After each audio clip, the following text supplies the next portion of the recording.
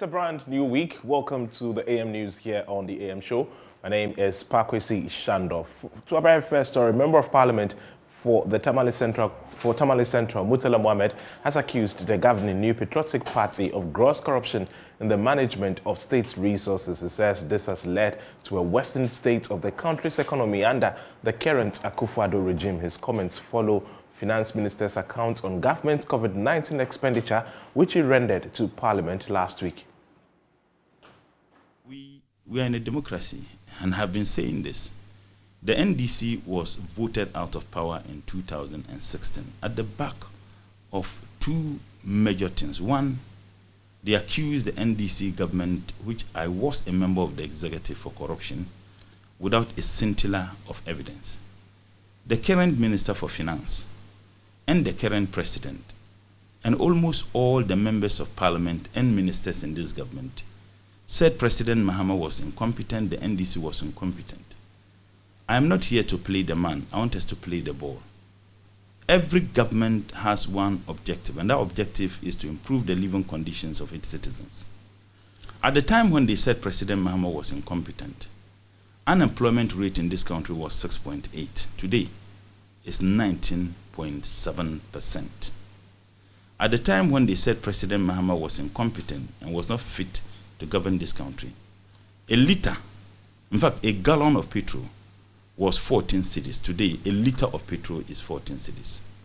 At the time when they said President Mahama was incompetent and was not fit to govern this country, dollar to the cedi was 3.6. Today, per multimedia this morning, and yesterday and this morning, is 8.4. At the time when they said President Mahama was incompetent, inflation was 15%. Today, inflation is 27%.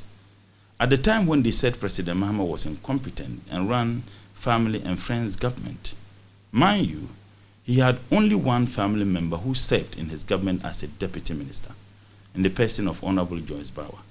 Prior to Joyce Bauer's appointment as a deputy minister, Joyce Bauer had been in practice as a lawyer for 18 years. She was more than qualified to be a minister.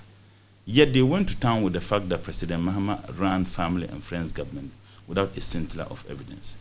Several tens of family members of Mr. Nana-Addo are serving in his administration. And I can tell you, the only reason why this Minister for Finance is still the Minister for Finance is because he uses Oforiatta. The only way you can maintain your position as a minister, perhaps I must also go and swear affidavit and add Oforiatta to my name. So my full name will be Ibrahim Murtala Mohammed Oforiatta. That is the only reason. Because he supervises our financing. And he failed in all indicators. Either inflation, either job creation, either livelihood, cost of living, cedi to dollar, everything he has failed. There's nothing, no. Member of Parliament for Bunkpurgu, Abednego Bandim, wants government to shift its attention from the construction of the National Cathedral and place more emphasis on the thorny issues affecting Ghanaians. Speaking in an interview with Joy News, the NDC lawmaker stressed that there is a looming threat of food insufficiency in the country, especially with the production of maize. Making reference to the situation in his constituency, he called on government to focus on the pertinent issues surrounding the supply of food to forestall any unforeseen circumstances. There is phenomenal increased cost of living on daily basis. Prices of goods are just rising. You buy something today and tomorrow you go back to buy the same item and the price has doubled. It is almost like we are in the galloping inflation states, which is very bad. And government must come out with measures immediately to salvage the situation. Right now, we are under threat because we don't know our food production in the coming year. And it is so threatening because government is saying that they have no money to subsidize fertilizers because they are owing fertilizers suppliers. In my constituency, for example, in Nankpandore in particular, there is a hybrid maize that are being sold to the farmers that are fake, imported from South Africa. I've been trying to make a statement on the floor of Parliament to find out who is bringing this fake hybrid maize for the farmers to buy and sow. When they sow this maize product, it doesn't germinate at all. And I believe it is the case in the whole of the country. And therefore, our production of maize next year will be very low. Already, cocoa production has gone down, just like other crops. And I think that government must do something immediately to ensure that there is fertilizers available for farmers this year, and that the maize that they are bringing from South Africa should be looked at. The company that is bringing it, I believe, is being licensed by government, and government must ensure that these products that are brought into the country meet the standard. I think that the Food and Drugs Authority must wake up to ensure that all these products that are coming in from South Africa are checked before they are sold to our farmers. Now, Deputy Attorney General Alfred Tuaibua says the plan for Ghana to embrace community sentencing is not just about congestion of the prisoners and their feeding. Attorney General Godfred Dame earlier said he considers the passage of an alternative sentencing act an urgent necessity after reviewing a draft community sentencing bill which seeks to provide options for sentencing other than prison term for various offences considered less grave. Here is the Deputy Attorney General Alfred Tuaibua. Even though it may contribute to this proposal, well, we all know that if you go to prisons, the congestion there is so dehumanizing that you have about 50 people sleeping in a room. I'm talking about sleeping. Are they actually sleeping on the bed or they are lying on the floor? So you look at that. But the honest truth is that we've got to a point since 1960. We had this Criminal Offences and Criminal Procedure Act. We've never taken the trouble to use community sentencing. And for over 50, 60 years, other nations have been practicing this form of sentencing policy. It's therefore time that as a state, we also embraced it, passed it, and used it in our criminal system. So it's not about the congestion alone, it's not about feeding the prisoners, but other considerations. We are even more looking at the accused person. People have been to prison maybe for 6 months. They come back worse off. People even go there for 1 month. They come back worse off. But if we were to have an alternative, I think most judges or magistrates will not be sentencing people to go and suffer prison term. As we have it now, because remember, was it 2 or 3 years ago, a magistrate somewhere in one of the regions, after convicting an accused person, asked him to, I think, patrol through the streets. I think one of the, I don't know what I... Yes, maybe, that's right. Yes.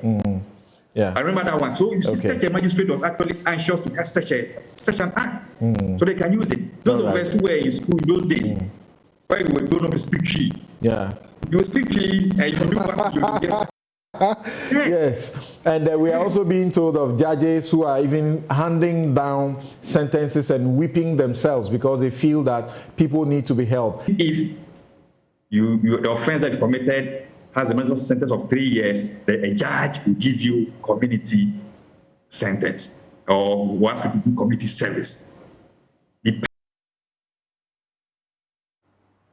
Now, a survey by the Women's Integrated Development Organization in the Bono East and Upper West regions have revealed that there is generally a low level of awareness and participation in government COVID-19 relief programs, with only 38% of targeted vulnerable people made up of women and persons with disabilities hearing about the various intervention programs. This has been attributed to weak collaboration between the Ghana Enterprise Agency and the NCCE in the program implementation. There is more in the following report by Anas Sabit.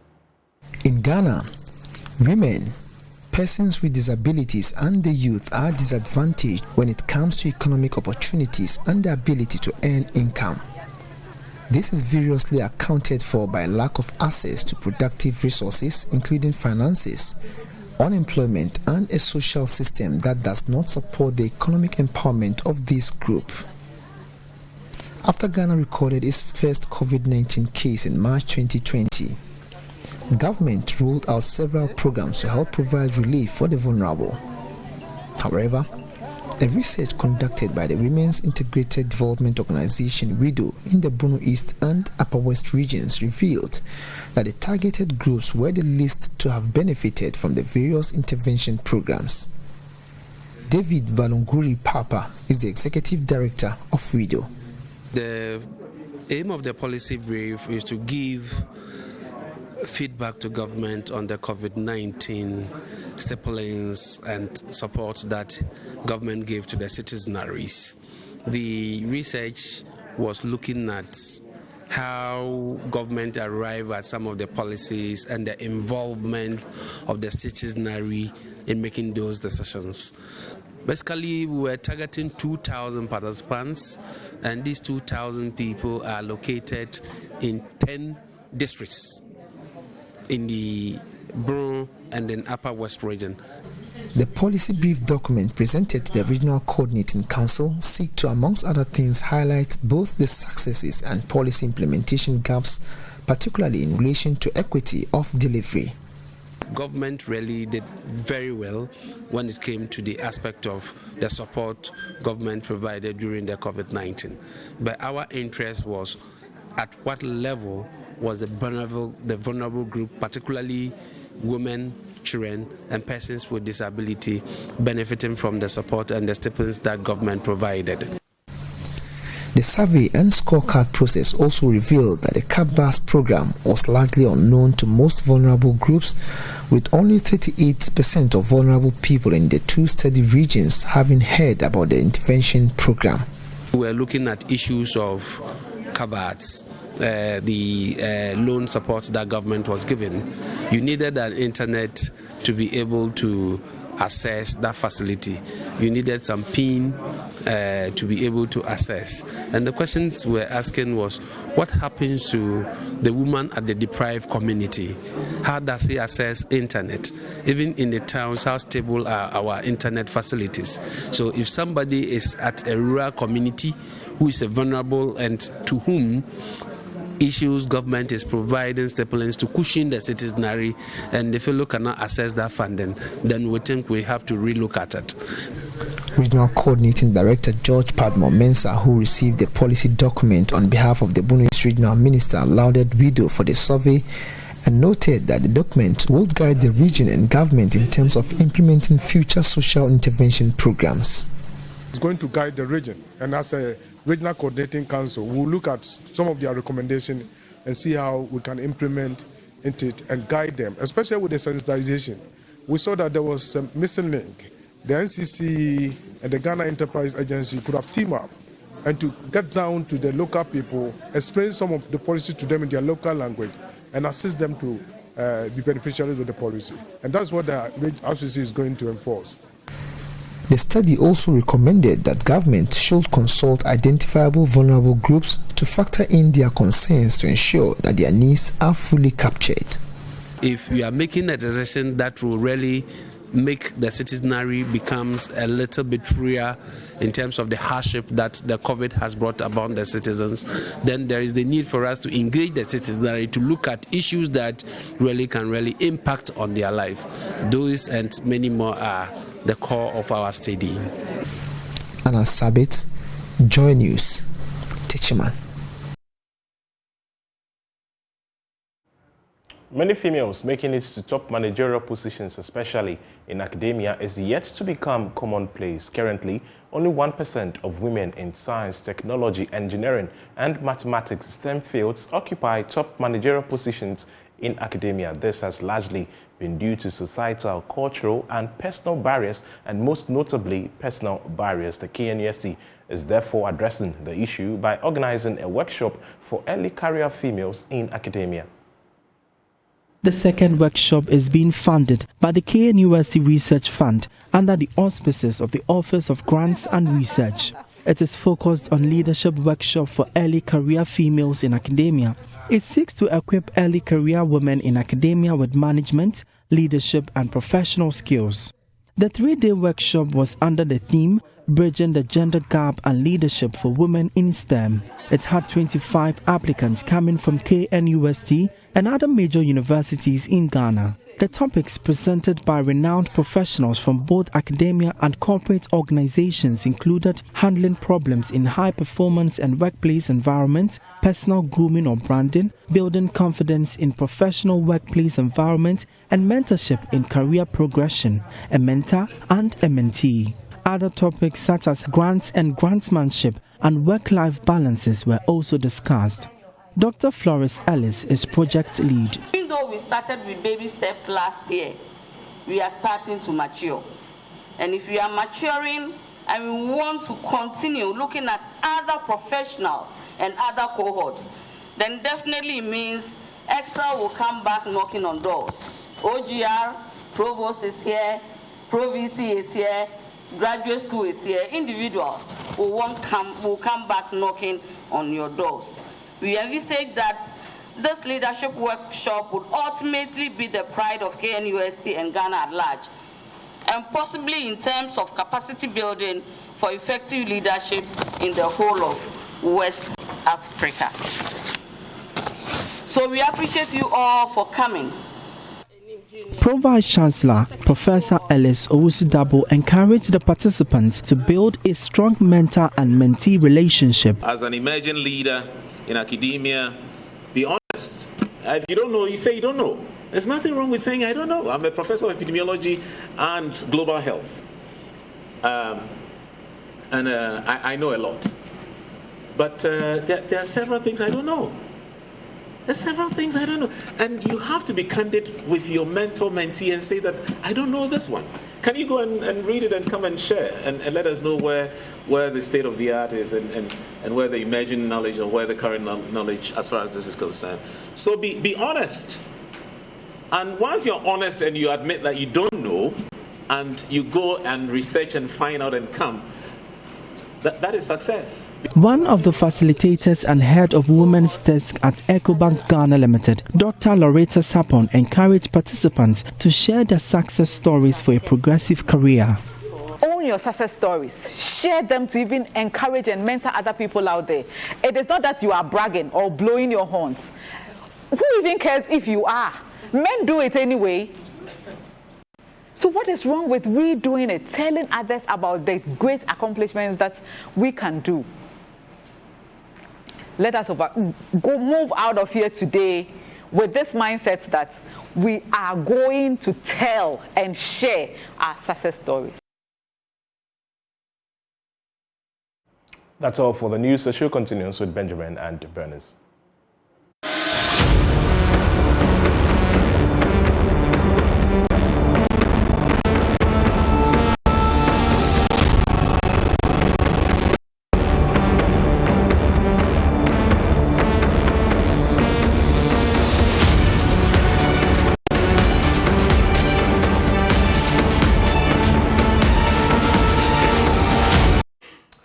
Well, here we are joining you, connecting with you as we serve you the news review this morning on the AM show. Thank you for making the time. Shortly, we'll be joined by Executive Director for the Media Foundation for West Africa, Suleimana Brima. In the meantime, we have a stack of newspapers here that we're going to be walking you through. But before we do that, let's have a good look at what to expect by way of the weather this morning. Joining us, senior forecaster at the Ghana Meteorological Agency, Joshua Asamoah, joins the conversation. Josh, a very good morning to you. Thank you for connecting. Good morning. Thanks for having me. Great. So over the weekend, a few showers here and there, and some people got concerned around the Ibri area. But here we are. It's the start of a fresh week. What can we expect by way of temperatures across the country today? And are we to expect any changes in weather, major changes? Well, for major changes, we are not really expecting any today. It's actually raining this morning around the transition zone. That's areas around Wenchi, Sunyane, Tos, Banda. That's the Bono and Savannah regions, the border of the Bono and Savannah regions. It's raining there this morning. It actually started at dawn, and it's still producing some moderate rainfall there. But for the rest of the country, you will just see some cloudy conditions during the day. And so chance of rain is quite minimal. There's a possibility of some slight rain over a few areas in southern Ghana, but for most parts of the country, we should just expect the cloudiness. But that should clear as the day progresses. This morning, temperature is quite low, around 23 degrees Celsius for the area where it's raining this morning. But the rest of the country is between 24 and 26 degrees Celsius. I will be rising because we'll be getting sunny conditions coming in. Joshua, I'm losing you a bit. I'm not hearing everything you're saying. Could you just recap the last bit you were delivering? Okay, so I'm saying temperatures are quite low around the transition area where there's rainfall currently happening. But for the rest of the country, we are expecting around 24 to 26 degrees Celsius this morning. But this will rise as we progress into the afternoon, because we are expecting some sunny conditions to be experienced. And so maximum temperature for Greater Accra will rise to around 32 degrees Celsius. And for the middle portion, that's the Ashanti, Eastern, and parts of the Western regions, we're expecting around 33 to 34 degrees Celsius. All right. Northern Ghana will have around 35 to even in over areas in the northern sector, but for Greater Accra, today looks quite good. And for those who may be asking what the transitional area is, can you just break it down for our viewers? Okay, so transition zone is the area between the middle sector and the northern parts of the country. And so if you are moving from the Bono East towards the Savannah and the northern regions, those areas are the transition zone. So like I said earlier, Wenchi, Kentampo, Techiman area towards Banda areas, that's where I'm actually talking about. All right. Thank you for giving us that scope on the weather. We're very grateful. We're hoping, of course, for pleasant skies or pleasant weather, just as you've painted. But thank you so much. Joshua Samwa is a senior forecaster at the Ghana Meteorological Agency. Let's dig now into the newspapers. And as and when we're joined by Suleiman Abrahima, I see him now. I see Suleiman Abrahima. We'll get into the papers with him. Mr. Abrahima, a very good morning to you, sir. Another Monday is here. Yes, good morning, Ben. Great to be connected again. What do I say? Sandazua. Sanukade. Okay. Yesterday, I was at a program that had the chief imam there, you know, and it was so beautiful. He was with Father Campbell, the vice president, for a major program. And it was really interesting seeing him. So this morning, seeing you in your outfit just reminds me of seeing a very affable, very tolerant, wonderful person, really, the chief imam. I'm just in love with him and everything he does. At his age, he showed up for a function like that, you know. Anyway. Well, absolutely. I think he's blessed, and we are blessed to have someone like him, who keeps us united and has become one of the most revered people in our society. And we just pray for long life and energy for him to continue the good work that he's doing. Otherwise, he's a great man. Yep. Okay, on that note, let's get into the papers this morning. The Daily Graphic newspaper, partner to fight water pollution. The Vice President tells chiefs and MMDAs. Vice President Dr. Mahamudu Bawumia has called on traditional authorities to partner metropolitan, municipal and district assemblies to deal decisively with illegal mining, that is galamsey, but not all, you know, mining along that level is galamsey, which has resulted in the pollution of water bodies. He has also given an assurance that the activities of the Operation Vanguard will be deepened to help combat the menace of illegal mining. He was speaking at a Durban to climax this year's Home Festival of the Chiefs and the People of Achimebwakwa in Chebi last Saturday. And when you look at the stories, the rhetoric that has characterized our water bodies, especially now that the Ghana Water Company Limited is complaining about turbidity levels, about this, about that, and the level of chemicals or the amount of chemicals that have to be used to process our water, on the back of which there have even been recent calls that, look, we need to pay more when it comes to our utilities. What do you make of this fight? Now, chiefs, MMDAs are being called upon. But just go back a few years and everything we've done, if that couldn't solve it, is this going to solve it? Well, I think that the fight against galamsey requires the efforts of everyone. Of course, government would have the primary role and responsibility of enforcing law and order. And of course, it has the mandate and capacity to be able to deploy our security services as and when they need to be deployed. But if you listen to people who are involved in mining, they will tell you that, well, once the community members are involved and the community leaders are aware of it, it becomes a difficult thing to fight, because you cannot keep the police and the military in the various communities and towns across the country. And remember, in Ghana, almost every part of the country has some, natural resource endowment that makes mining viable. And so it's important that community leaders are educated to understand the implications of illegal mining. Yes, you get the money today. As a chief, you may be paid something today, but the long-term effects can be really devastating for your own people, yourself, and your community going forward. So I think it's a welcome call. Of course, government has to do its part in terms of not just the enforcement of the rules around mining, but also the whole thing about unemployment, because sometimes it's quite a complex situation when people are struggling to find food, when young people are struggling to make ends meet, and they feel, well, we can go into mining and make some money. And then at the same time, we are not allowed to do it. I think what's important is what the government is trying to introduce, the community mining scheme, where people will be allowed to mine, but in a regulatory way, so that the environmental destruction can be minimized. Then the final word I want to have on this is, I'm wondering why those excavators that were confiscated are still parked at this aviation land, and I think they are hundreds, even though some eventually flew away. Flew away in quotes. They are still in their hundreds, and I'm wondering, why do we allow those machines to remain there to rot when they could actually be, if for nothing at all, be donated to district assemblies to maintain our feeder roads, or even to give away to our neighboring countries as a gesture, rather than allow them to rot the way they are being allowed to rot. But I don't know what the plan is. But I think it's really a bad idea to keep the machines as they are now.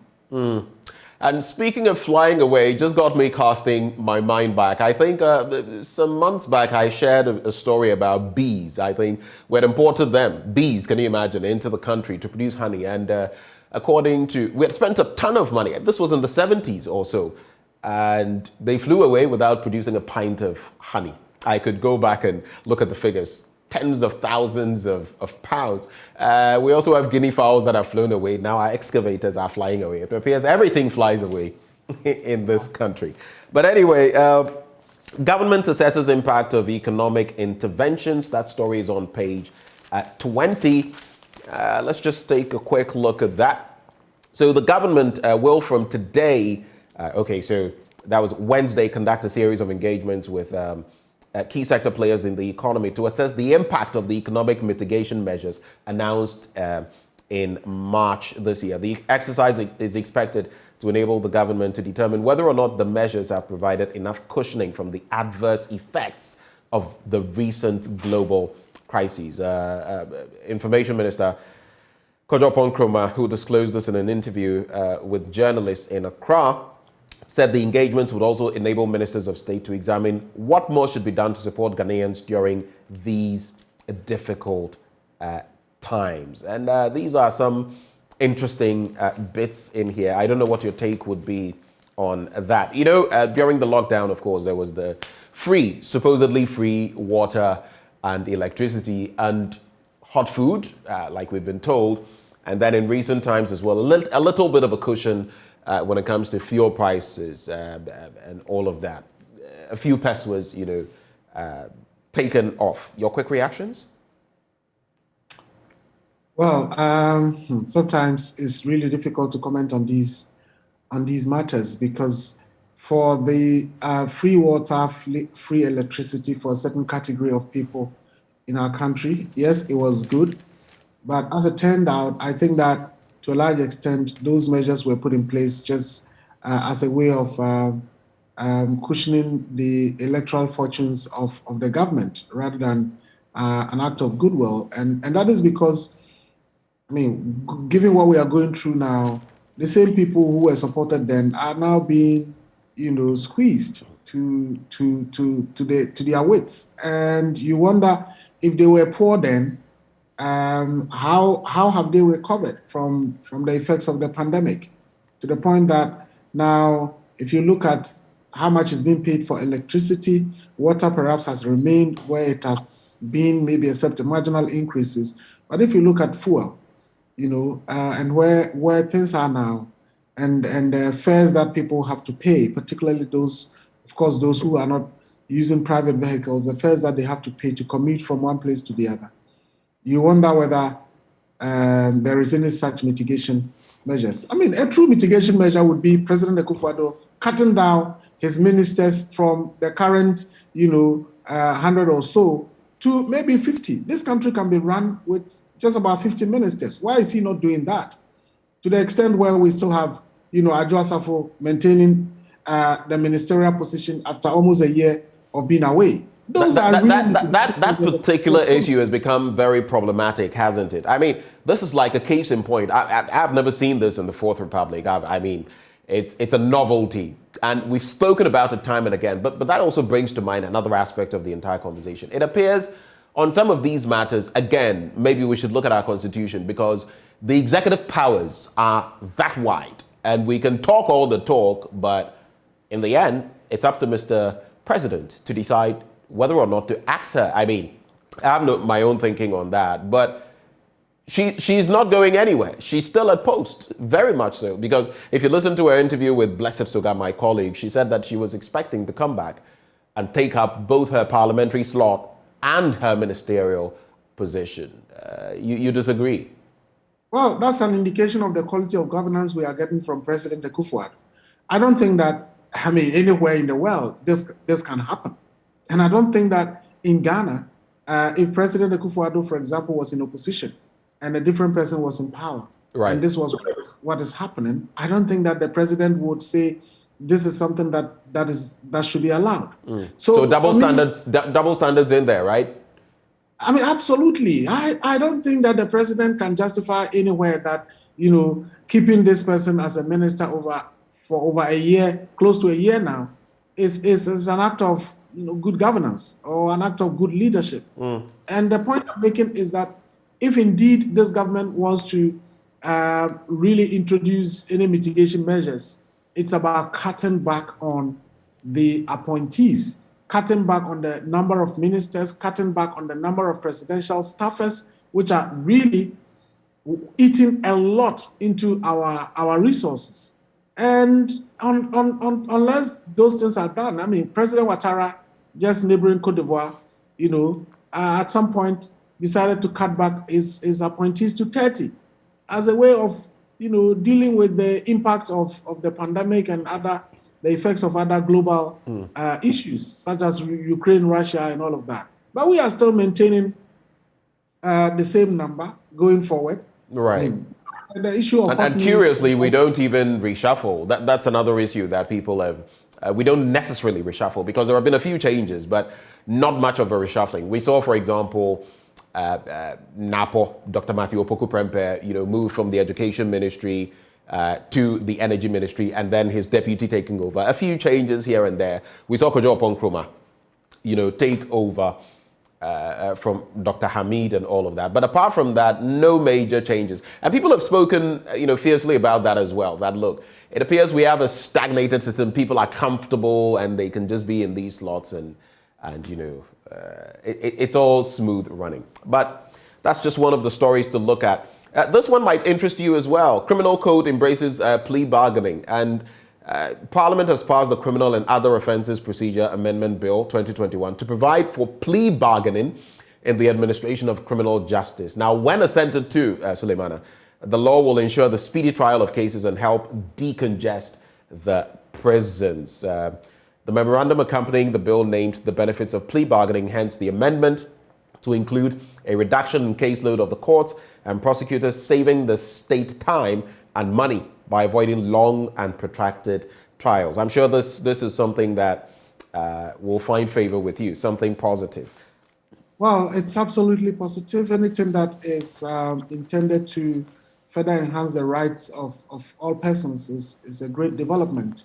For me, if you listen and read about what happens in our prisons, it's quite sometimes very, very appalling, and you get really sad if you hear about a number of people who have been on remand for sometimes years. It's really something that is sad, and it doesn't really reflect positively on us as a country in terms of adhering to the fundamental principles of human rights and all of that. So anything that is done to further advance our compliance with local, regional, and international human rights obligations that we have is really positive. My only concern is that age-old concern that people have expressed in terms of how many plantain thieves or people who have stolen plantain and cassava or fowls are in prisons versus the people who have stolen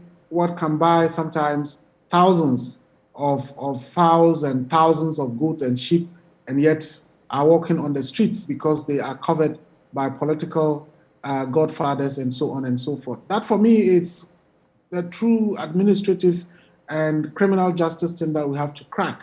Otherwise, continuing to tail plantain thieves and, that carpenter who stole a master's toolbox and all of that. Right. Yes, it's good to instill proper values, but the real people who are causing the damage to this country must also find themselves in jail.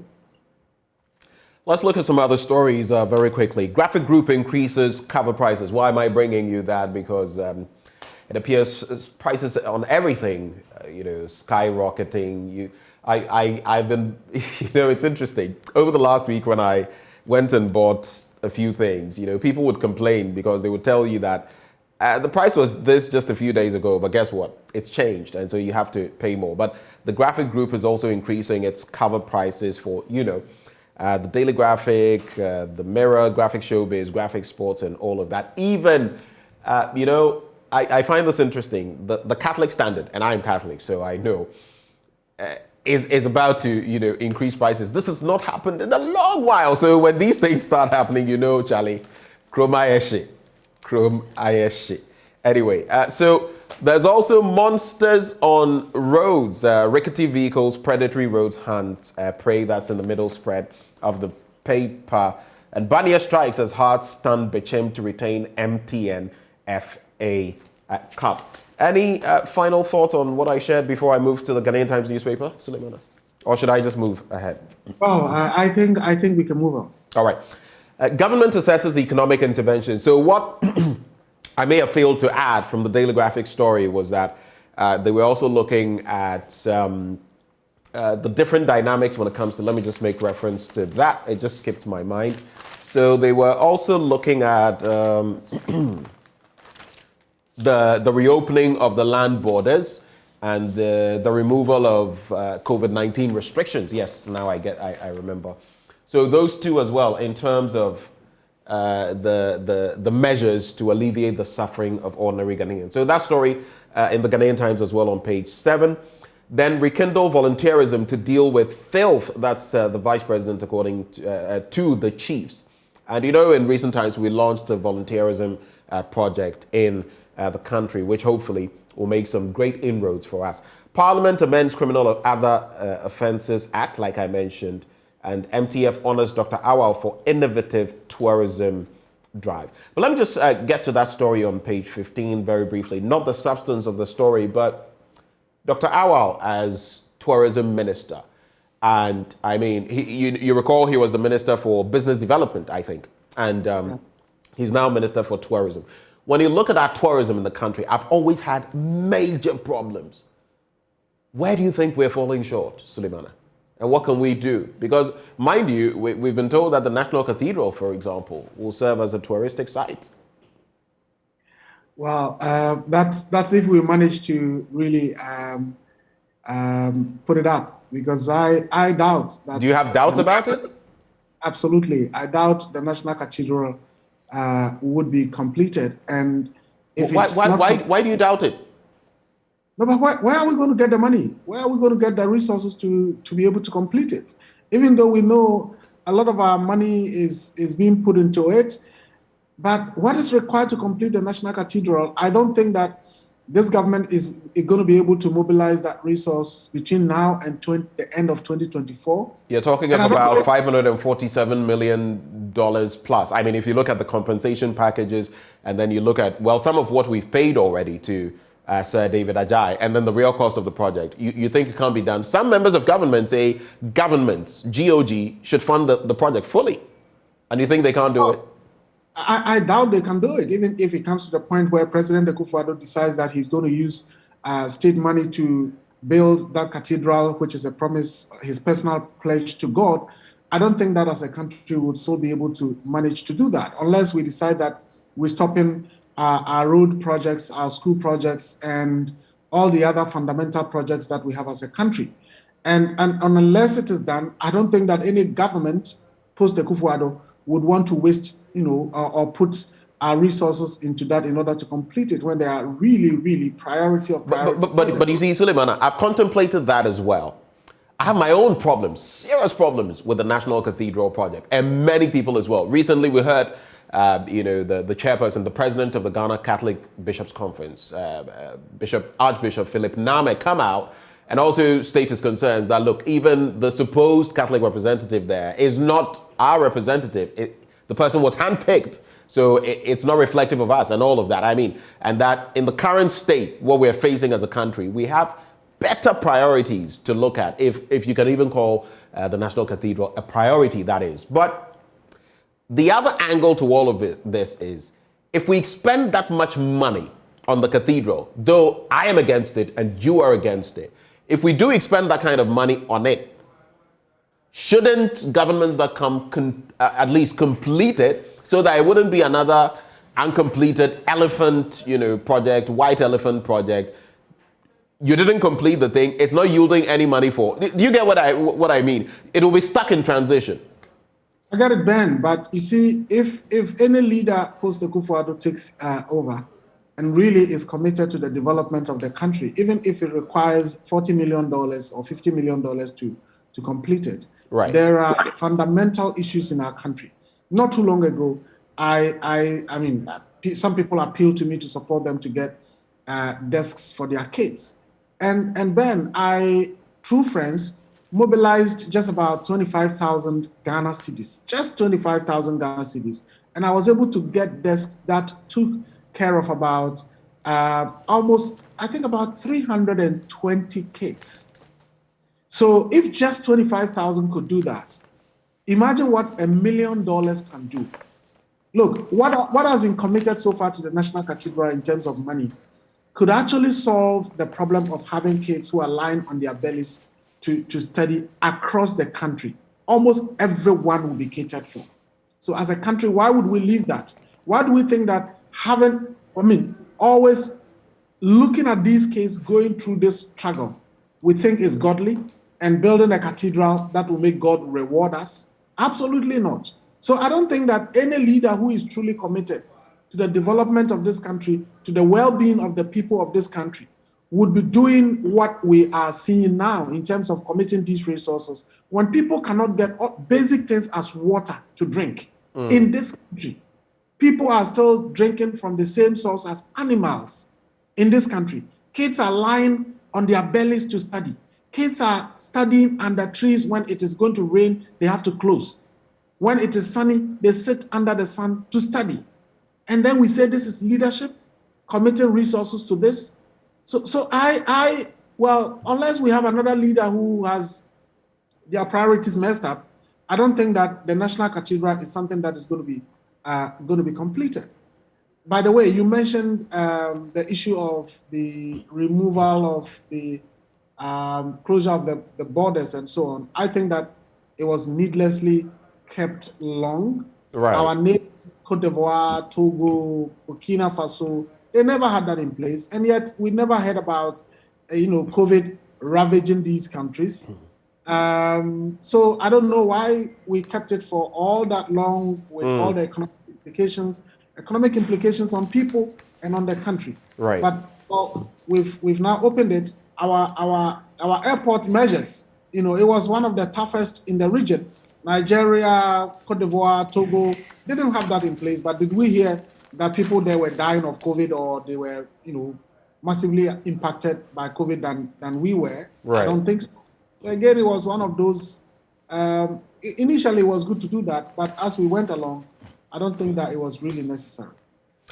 Let's dig into the Daily Guide newspaper. Two stories I'd like you to take a quick look at. NPP aspirants ballot for positions today pictured there: Stephen Asamoah Boateng Asabi, Joseph Ayukwe Otu, Michael Omari Wadia, who is first vice president of the party, and the balloting continues for slots. We also have on page 5, Russian missiles hit Kiev as G7 leaders meet in Germany. And how would I put it? Russia has been giving gas to some of these countries, and the countries are also in preparation, like Germany, which has been reacting, and other countries, in fact.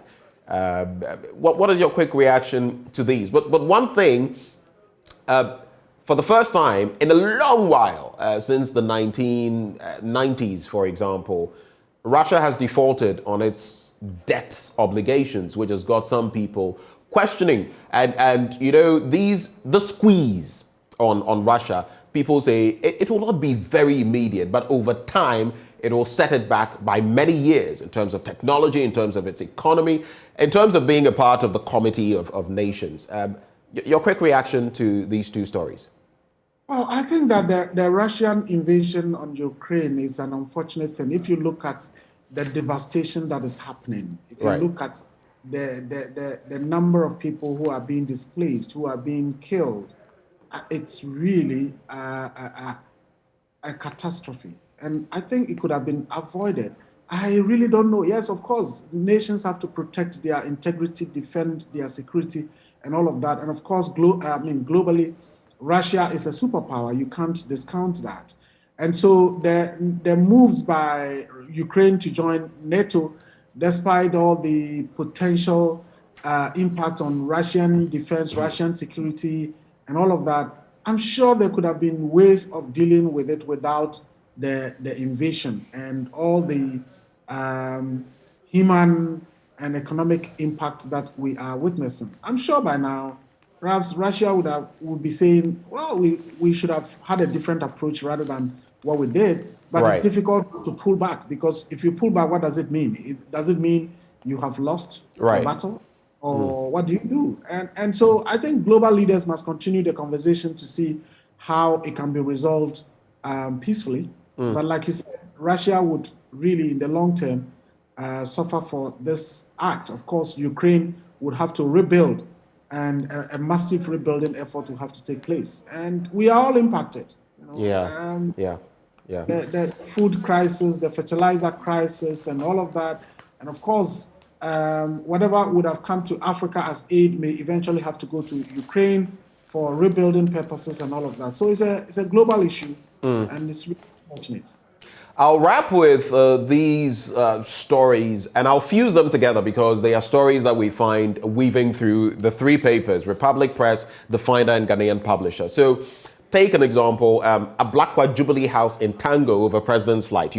When the president recently was in Brussels in Belgium, then having to backtrack to Kigali in Rwanda, and the allegations that have been brought to bear from Okudzeto Ablakwa. Tied to that, you would have these two stories. The Finder: NDC denied Ghana bigger presidential jet. That's according to Eugene Ahin, communications director. And again, Eugene to Ablakwa, enough of the propaganda. So that is one set of stories. Then there's also Ghana in hard times. Kwabena Dufo tells government to admit. That's Republic Press. And note this one, Suleimana. We'll block all unregistered SIM cards after the 31st of July. That's according to MTN. Pictured there, Selom Adadevo, the CEO. And the final story I want you to reflect on. NRSA, that is the National Road Safety Authority, gives urban roads 60 days to fix non-functioning traffic lights. I'm sure you've spotted them time and again, depending on which routes you use. Traffic lights simply not functioning.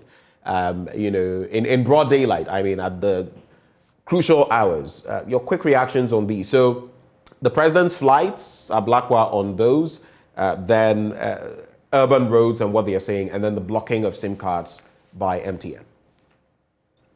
Well, I want to commend Honorable Okudzeto Ablakwa for actually taking up his parliamentary responsibility. Parliament as an entity is supposed to really be the entity that is supposed to hold the executive accountable. Right. And we've seen over time in previous parliaments how opposition members try to accept that fundamental responsibility. And I think so far, Honorable Okudzeto is one person who is really playing that role. And so far, it's not been denied that the president really hires or rents those luxurious jets. It's not a bad thing if we can afford, but as a country that is suffering, must we really be going that route? And for me, it is in that context that I applaud Honorable Okudzeto Ablakwa for bringing the issues to the limelight. You and I may not be aware how and when and how much we are spending on the president's travels, but for Honorable Okudzeto's revelations, and they all turn out to be true. And the details are always quite revealing. And so I want to commend him for playing that role as a parliamentarian in terms of holding the government accountable and playing that watchdog role. I don't think that is a propaganda. Propaganda would be, putting out messages and stuff that turned out to be false. But in this case, I don't think that we've seen any false claim or false message being put out there. The SIM card registration, yes, we have gone through the campaign period. I think it's still quite challenging for people, particularly those in the rural areas, to be able to register their SIM cards. I don't think that people should, bear unnecessary costs in order to be able to register their SIM cards. It's a good thing for our security and all of that, but the measures must be put in place so that people can easily register their SIM cards. The road safety measure, I think it's a positive thing. We need to fix those traffic lights, and hopefully they would be done. The issues are quite many. As a developing country, we don't expect things to be perfect, but that is why we expect that the little that we have would go into dealing with the the critical problems that we encounter as a nation, rather than the flamboyant things and the things that are meant to serve the interests of the elite. Priorities, again, priorities. Exactly. Suleimana, do have the best of the day, and God be with you. Have a great week. Thank you. Thank you. Suleimana Brahima is Executive Director, Media Foundation for West Africa. He granted us audience this morning, allowing us into his home and sharing his thoughts with us. But up next, you'll be picking the thoughts of Muftau Nabila Abdullahi as he talks sports right here on the AM show. After that, we get into our big stories. Stay.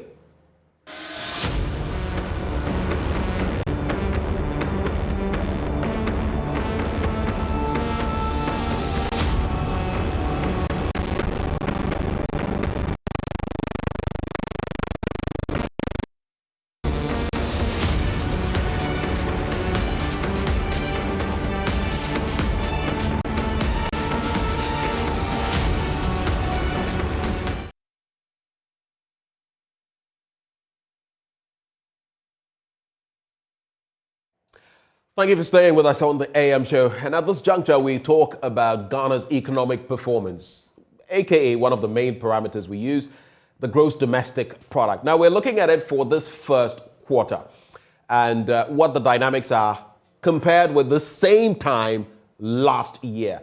Don't you forget that, the Bretton Woods institutions and other institutions have projected that things on the back of COVID and more were going to be difficult. Now, we have the Russo-Ukrainian war. But how have we fared? Well, let's paint a picture of that before we have our conversation with our guests. Joining me in the studio, Isaac Kofi Ajay. Ike, a very good morning to you. Good morning, Ben. Okay, so let's quickly do this. We're looking at our GDP. What are the dynamics we're going to be contemplating this morning? All right, sure. So first, let's look at the first quarter GDP for 2022, which is 3.3% growth rate from the first quarter of last year. So this simply means that if you compare GDP this period, that's from January to March this year to that of last year, our GDP has grown by 3.3% in terms of comparative analysis if you compare these 2 years. Now, so there's a growth on the back of last year's. Yeah, right. So about 3.3%. Now, this is a sectoral breakdown of the 3.3% that we are talking about. So the agri sector is leading in the first quarter of 2022 with a growth rate of 5.6%, followed by the services sector with a growth rate of 3.7%, and the last being the industry sector growing by 1.3%. If you compare this, you realize that the agri sector and the services sector all have growth rates above the average 3.3% that we talk about. It is only the industry sector that grew by 1.3%, which is below the 3.3, average GDP that we spoke about earlier. Now, let's look at the drivers of this GDP that we are talking about. So there were three key drivers of the 3.3 growth that we saw in the first quarter of 2022. First being information and communication, one of the big drivers of this 3.3 growth that we are seeing. The second is crops, and the third being transport and storage. So in spite of fuel prices and other things going up, we are seeing transport sector being one of the lead drivers of the 3.3 growth rate that we saw in the first quarter. And I am thinking when we look at crops, of course, we'll have those cash crops as well, absolutely, like cocoa and others. It interests me, though, how we're faring when it comes to oil palm. I think that's one area we should look at. The other day I was talking about Malaysia and what they've done with oil palm. Yeah. It would be interesting to know, because I hear a lot of them now are seeding for the production of rubber trees. Others are selling their lands off for galamsey and all of that. It will be interesting to know what impact we're making there. But interesting dynamics. Yeah, an interesting figure to see that, the agri sector has picked up in terms of growth rates. Now, there were also some main subsectors which recorded growth rates above 10%. So, the headline growth rate was 3.3%, but there were other subsectors which recorded growth rates above 10%. So the first being what we spoke about, information and communication, growing at 26.6% if you compare the first quarter of 2022 to the first quarter of 2021. The growth rate for information and communication is 26.6%, followed by fishing, which grew at 26.1%. Water supply and sewage growing by 25.4%. Electricity growing by 15.9% in the first quarter of 2022. Now, apart from this subsectors growing, there were some other subsectors, 7 of them which contracted. The first being professional administration and support services, contracting, meaning that there was a decline by 12.8% in the first quarter of 2022. Public administration, defense, and social security declining by a negative 9.8%. So it dropped by 9.8%. Real estate had a decline of 2.6%. Construction also declined by 2%. Health and social work, 1%. We have forestry and logging also declining by minus 0.1% in the first quarter of 2022. Now, Ben, I want us to do some trend analysis here. So I looked at all first quarter growth rates for the economy from 2014 to 2022 this year. And I wanted us to see how our economy grew in the first quarter. So we start with 2014. The first quarter of 2014, we had Ghana's economy contracting by 1.1%. That was a decline in 2014. Then fast forward in 2015, the first quarter of 2015, we saw a very significant, increase from a contraction of 1.1% to a growth rate of 10.8% in the first quarter of 2015. Then in the first quarter of 2016, just a year after we had recorded a 10.8%, a massive decline from 10.8% to 0.4% in the first quarter of 2016 when we were about to go into the elections. And in 2017, first quarter, right after the election, we saw an increase from a contraction of -4% to 7.6% in the first quarter of 2017. It continued in the first quarter of 2018 to 10.8, being the highest in this period that we are actually considering. Then since 2018 first quarter, the first quarter GDP growth rate for Ghana has seen a consistent decline from 10.9 in 2018 to 5.9 in 2019, then to 6.4 in 2020, and 3.6 in 2021. Then the current one we're talking about right now, 3.3% in the first quarter of this year. So you can see. So we saw a rise in 2017. In 2018, our highest figure as of this period. Absolutely. And since then, it's been a spiral. What accounts for that, though? Well, what we can actually look at is pre-COVID and post-COVID probably. So if you look at during the COVID era, we recorded our first case of COVID-19 somewhere in March. So it means that then we should be getting ready to report our first quarter GDP figures, and the economy grew at 6.4.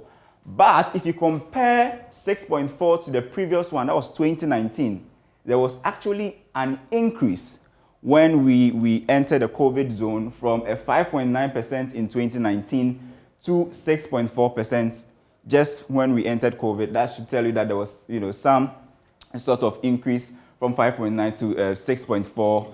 Then right after COVID, we've seen a massive decline from the 6.4 we had in the first quarter of 2020 to 3.6% in 2021, and the current 3.3% in 2022 first quarter. But previously, we've had high numbers. We've also had some contractions in 2011, 2016, and some of the high numbers we've had were in 2015, the first quarter of 2015, and 2018. So some sort of a cyclical movement when we talk about the first quarter growth rate of Ghana's GDP, Ben.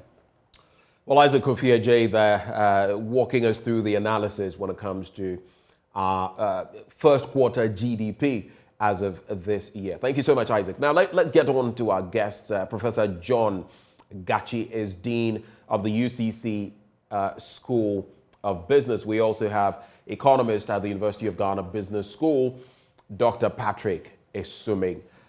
Gentlemen, a very good morning to you. I'll start with you, Dr. Esuming. Looking at the latest figures, is it any comfort, anything to celebrate as far as our first quarter GDP is concerned? We've seen a steady decline over the last 3 or so years, but year on year, we've made progress. First of all, let me say good morning to you and good morning to viewers. It's great to be back here. So, well, I think it is not really great news. I think it just shows that from where we ended last year, it looked like the rate of economic activity has slowed down a little bit.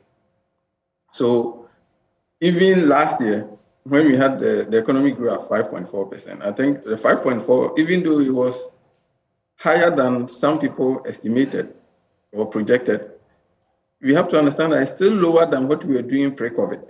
So even though the economy was showing signs of recovery, the number that we've seen for the for the first quarter of this year simply tells us that there's been some weakening. So it is not good comfort at all. It means that, the momentum that the economy seemed to be gathering, we seem to see that momentum has halted a little bit. You say it is no comfort, but at least it's better than some projections ahead of this quarter that we saw, especially while we still grapple with COVID, and now we have to deal with the war between Russia and Ukraine. So Is it that it's not what we would have expected, or is it that it is a bad performance? I think if you look, since the COVID, the middle quarters of 2020, when we saw some contraction, we've seen an increment in the growth rate in the last 5 quarters, consecutive quarters. This is the first quarter in 6 quarters that we've seen that the growth rate has been lower. So from that sense, if you look at the momentum we seem to be gathering from the post-COVID era, since 2020, this is definitely a setback. If you look at the quarter by quarter numbers, this is the first time where we have seen a reduction in the growth rate from the previous quarter in the last 6 quarters or so. So in that sense, we cannot celebrate. And I think you always have to start from the point that even though we seem to be making progress, we still were not back to, even at the end of last year, we are still not back to where we were before the COVID. So let's get it clear. Yes, but Doc, we still are in the throes of COVID-19. We still are in the throes of COVID-19. Recently, our numbers have gone up again. So would it be fair to say that, or to expect that would get to pre-COVID-19 levels, especially when we're still in the midst of COVID? Well, you have to understand that we were still in the midst of COVID when in first quarter of 2021, we had a higher growth rate than what we are having. And, in that period, there were still more restrictions on economic activity than we have now. As at this period that we are talking about, almost all the COVID restrictions had been removed.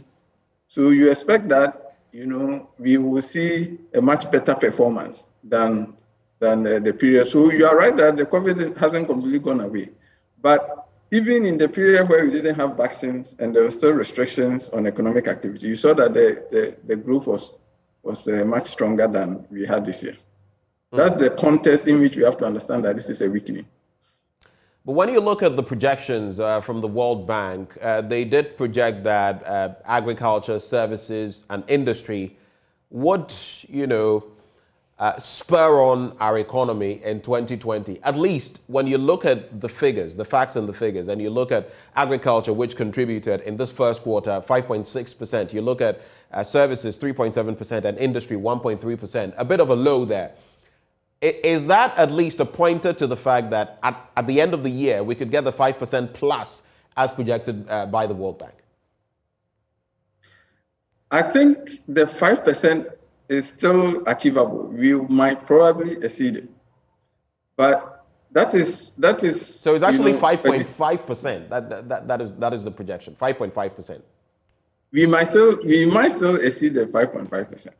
So, but I think you have to look beyond just the headline numbers, and you see the number of subsectors that saw a decline in this period. It's quite alarming. I think if you compare quarter by quarter, that's why if you break down the numbers and you look quarter by quarter, the number of quarters that contracted in the previous, the number of subsectors that contracted in the previous quarter, there were only about 3 or so. Now we've had about 7 or 8 subsectors contracting. And that's, for me, that is not a good indication, even though we've seen some sectors grow very, very strongly. But we shouldn't allow that headline number to hide the fact that we've had in the services sector alone, we have 5 subsectors seeing a contraction. In the industry sector, we've seen construction seeing a contraction. That hasn't happened in a while. So I think that is the sense in which it should be of concern. So usually the headline number looks great, but we always have to dig deeper into the numbers and see where we are headed. And clearly, if you compare this release to the previous one, there's no doubt that there's an indication that some sectors are weakening. Right.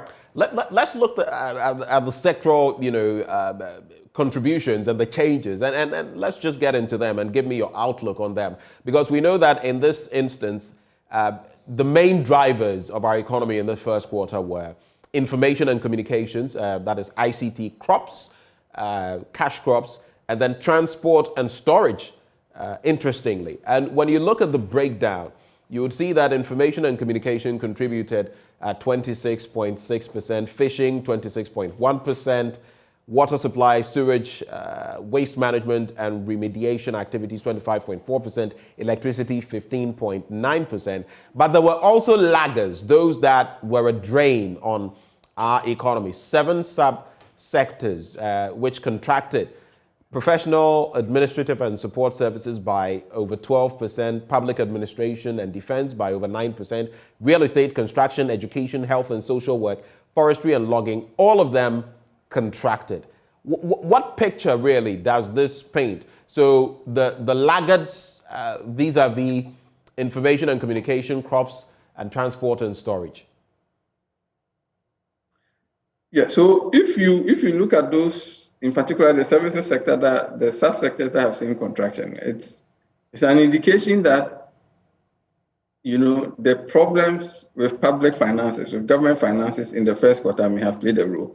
Because you see that these are sectors that are primarily dominated by the public sector. Look at public administration, defense and social services. Even construction, you know, the government is a big source of construction activity in this country. Look at education. The government is a big driver. Look at health and social work. So it's you notice that after the budget was read, the finance ministry came out and said they are going to do a cut, a 20% cut.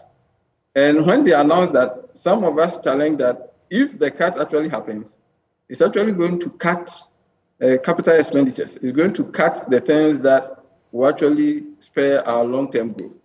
So you do see a sense of that in the data we are seeing, in the sense that the sectors that are primarily dominated by the government are the ones that are seeing substantial contraction.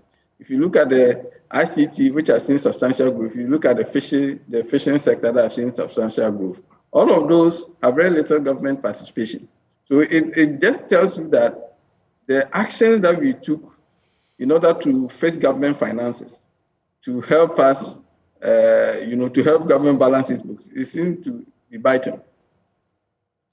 Let me bring in Professor Gachi, Dean of the School of Business at the University of Cape Coast. Prof, a very good morning to you. Thank you for joining the conversation.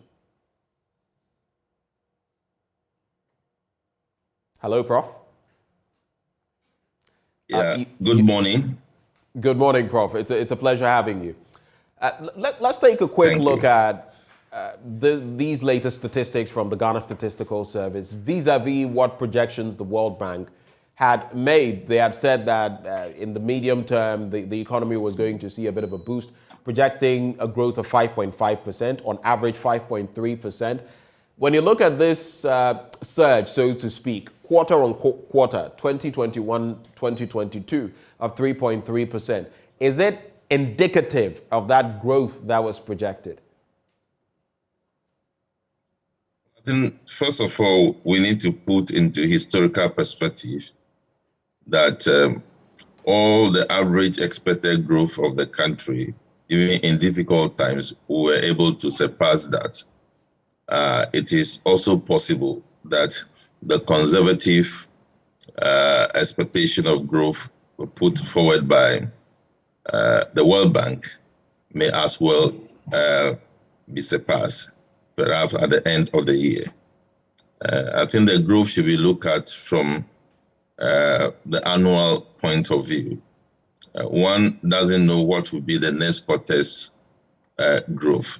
Perhaps that will be able to accommodate the lower performance we're talking about, so that at the end of the year, we may achieve or we may not. Of course, it remains a projection.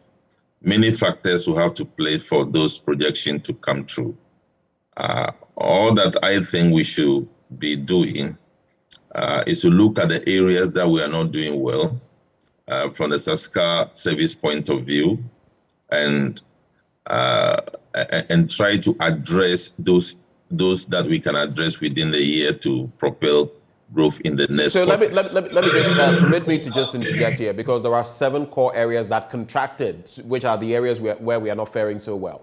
I'd like to find out from you which ones, like you're saying, we should tackle immediately We have the professional administrative and support services, which shrunk by almost 13%, minus 12.8%.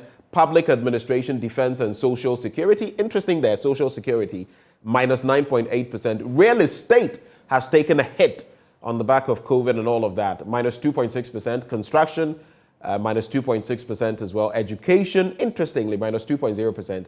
Health, social work, minus 1%. Forestry and logging, minus 0.1%. When you look at this list of 7, which areas do you feel in the immediate term we should be looking at? Well, if you look at construction is an area that will ensure some cross-growth development in the economy, and that is negative. And that tells you that if you don't address that area, you will not achieve the level of growth that you expect.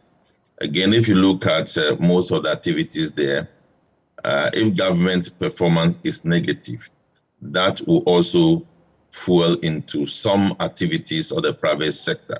And that ought to be fixed. Because if the government delivery of services, who does the government deliver those services to? The public, the private sector.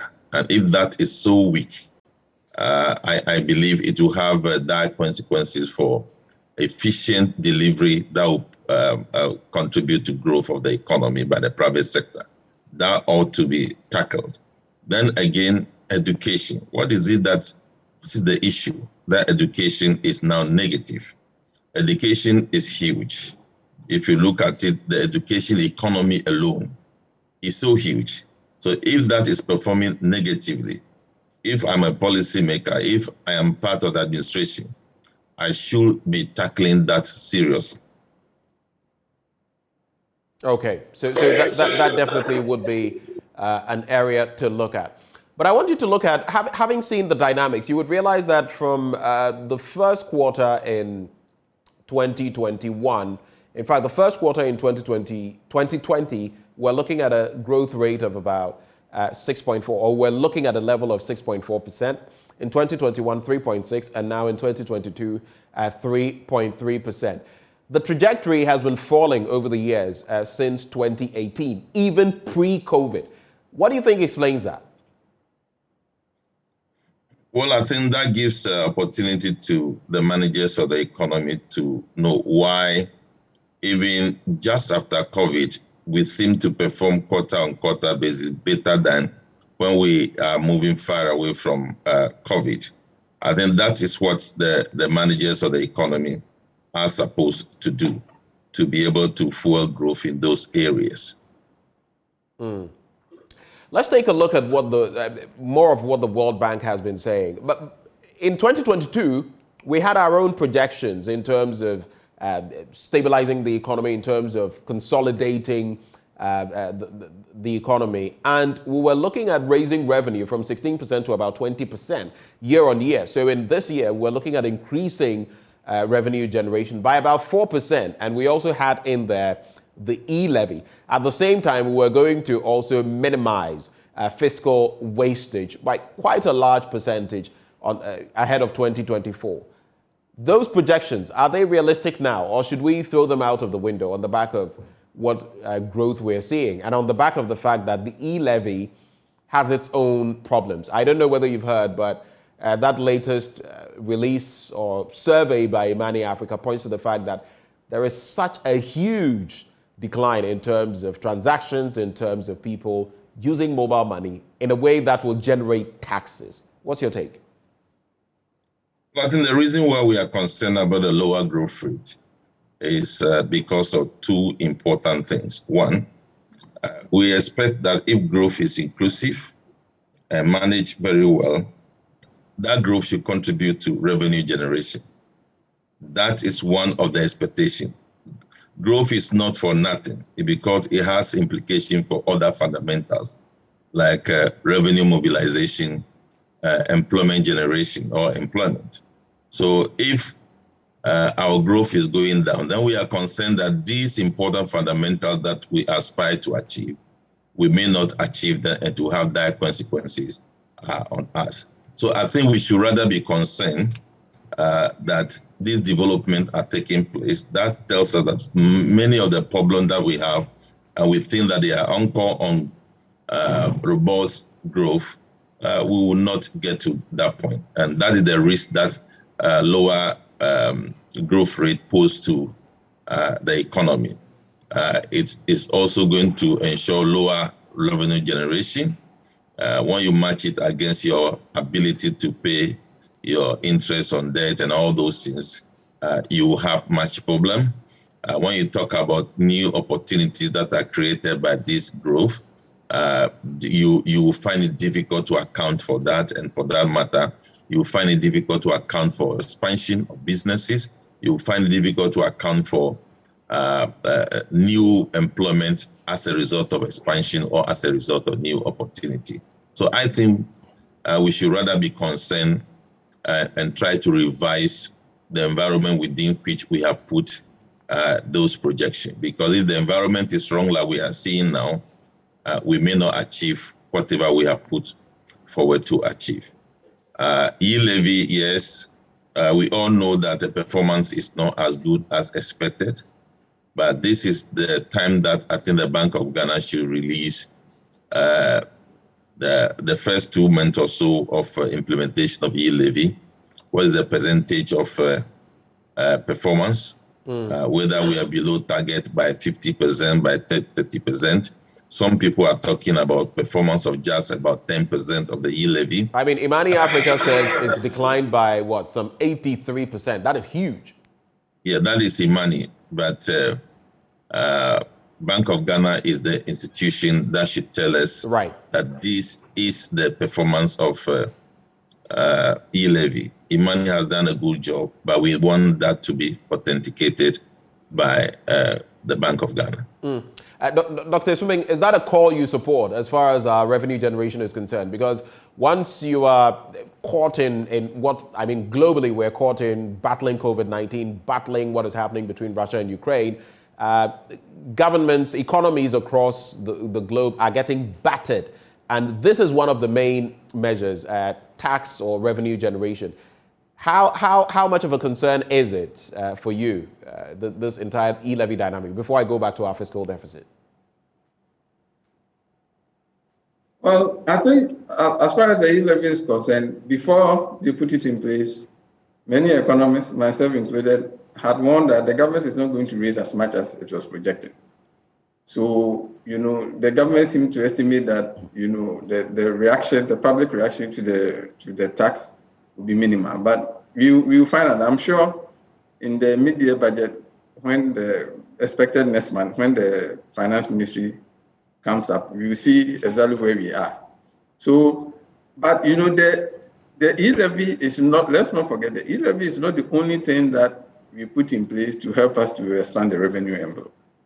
The question is, what have we done with the other measures? The finance minister said, as recently as March, that we are going to do the exemptions bill so that we cut the bleeding of public finances through exemptions. And then he also said, we are going to reform property taxes.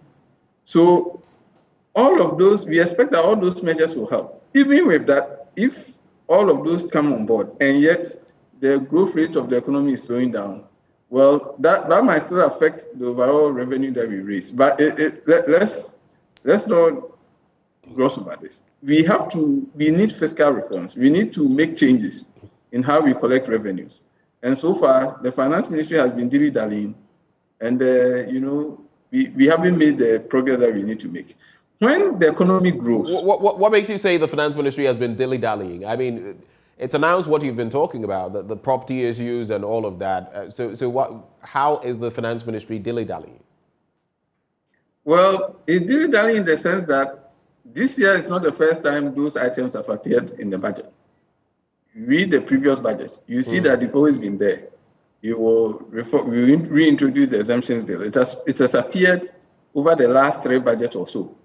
So, I mean, that is the sense. If you keep saying, and if you go further back, these were things that were discussed when we were under the previous IMF program. that these are areas that we need to check to bring in more revenues, and we haven't done it. So that's the sense in which I would say they are dilly-dallying. And even the other measures, look at one of the key things that the Finance Ministry projected was to raise more revenue by removing the benchmark values. And we also saw that it's been dilly-dallying, and up to this point, the benchmark values have not been completely removed. True. So there's been a lot of feet dragging by the government. It will announce these are the measures we are going to take. And then when it comes to the actual performance, it seems to be dragging its feet. In terms of the fiscal deficit, of which you spoke a short while ago, we had a projection. 2021, we were looking at 12%. We had a projection that by the end of the tenure of this administration, 2024, we'll bring it down to 4.5%. Looking at the latest figures we are talking about, deliberating upon, does it paint a picture that we can get there? I think it's hard to get a gauge on that. I think my preliminary reaction would be that at the moment, it doesn't seem like we will get there. Because if you take the target for this year, when the budget was announced, it was expected that sometime by March, the e-levy would have been in place. And when the budget was announced, we were supposed to roll back the benchmark values. If you check, the amount of trade taxes that the government was projecting to collect between 2021 and 2022 was about a 50% increment. That part is not going to happen. We are going to see losses from the e-levy. And whatever the government meant to collect from, additional revenues they meant to collect from, the other measures, it doesn't appear that they are going to be realized.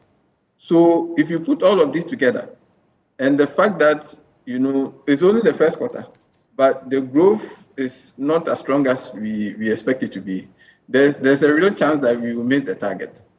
From the outset, many people observed that those targets were too ambitious anyway.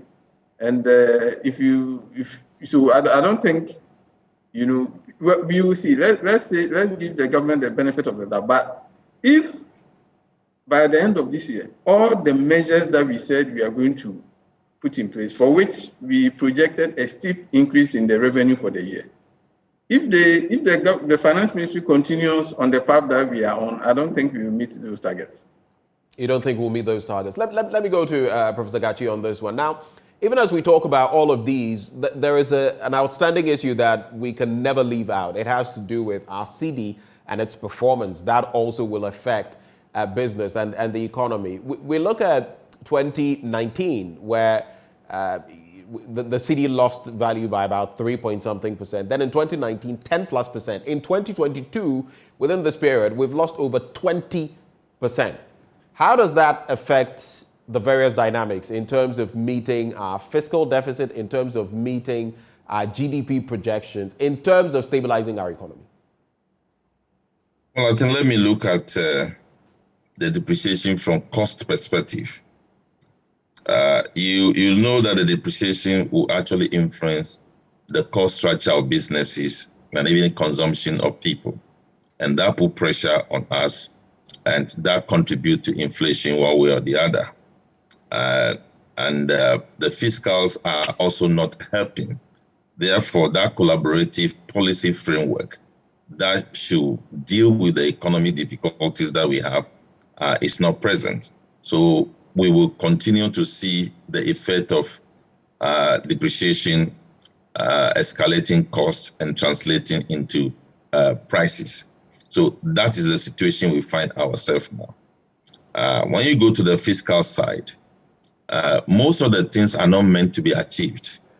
They were meant to project a certain signal for our creditors to indicate that we have a good book.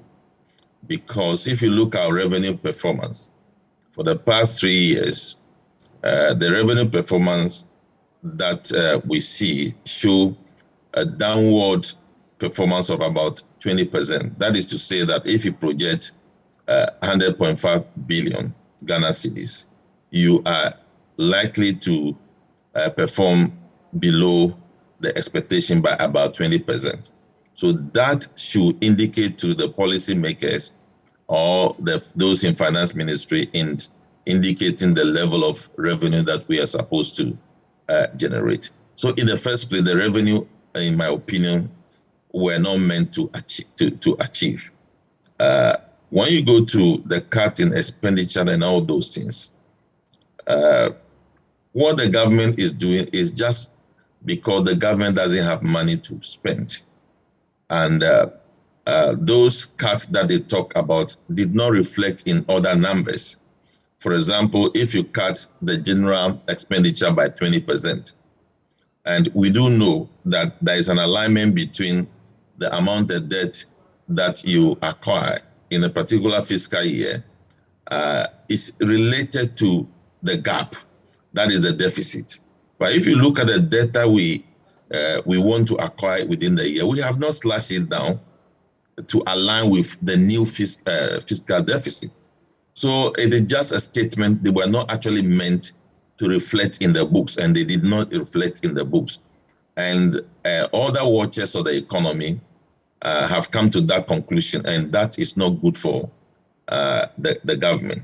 Now, when you go to areas like property tax is also not meant by politicians to be collected.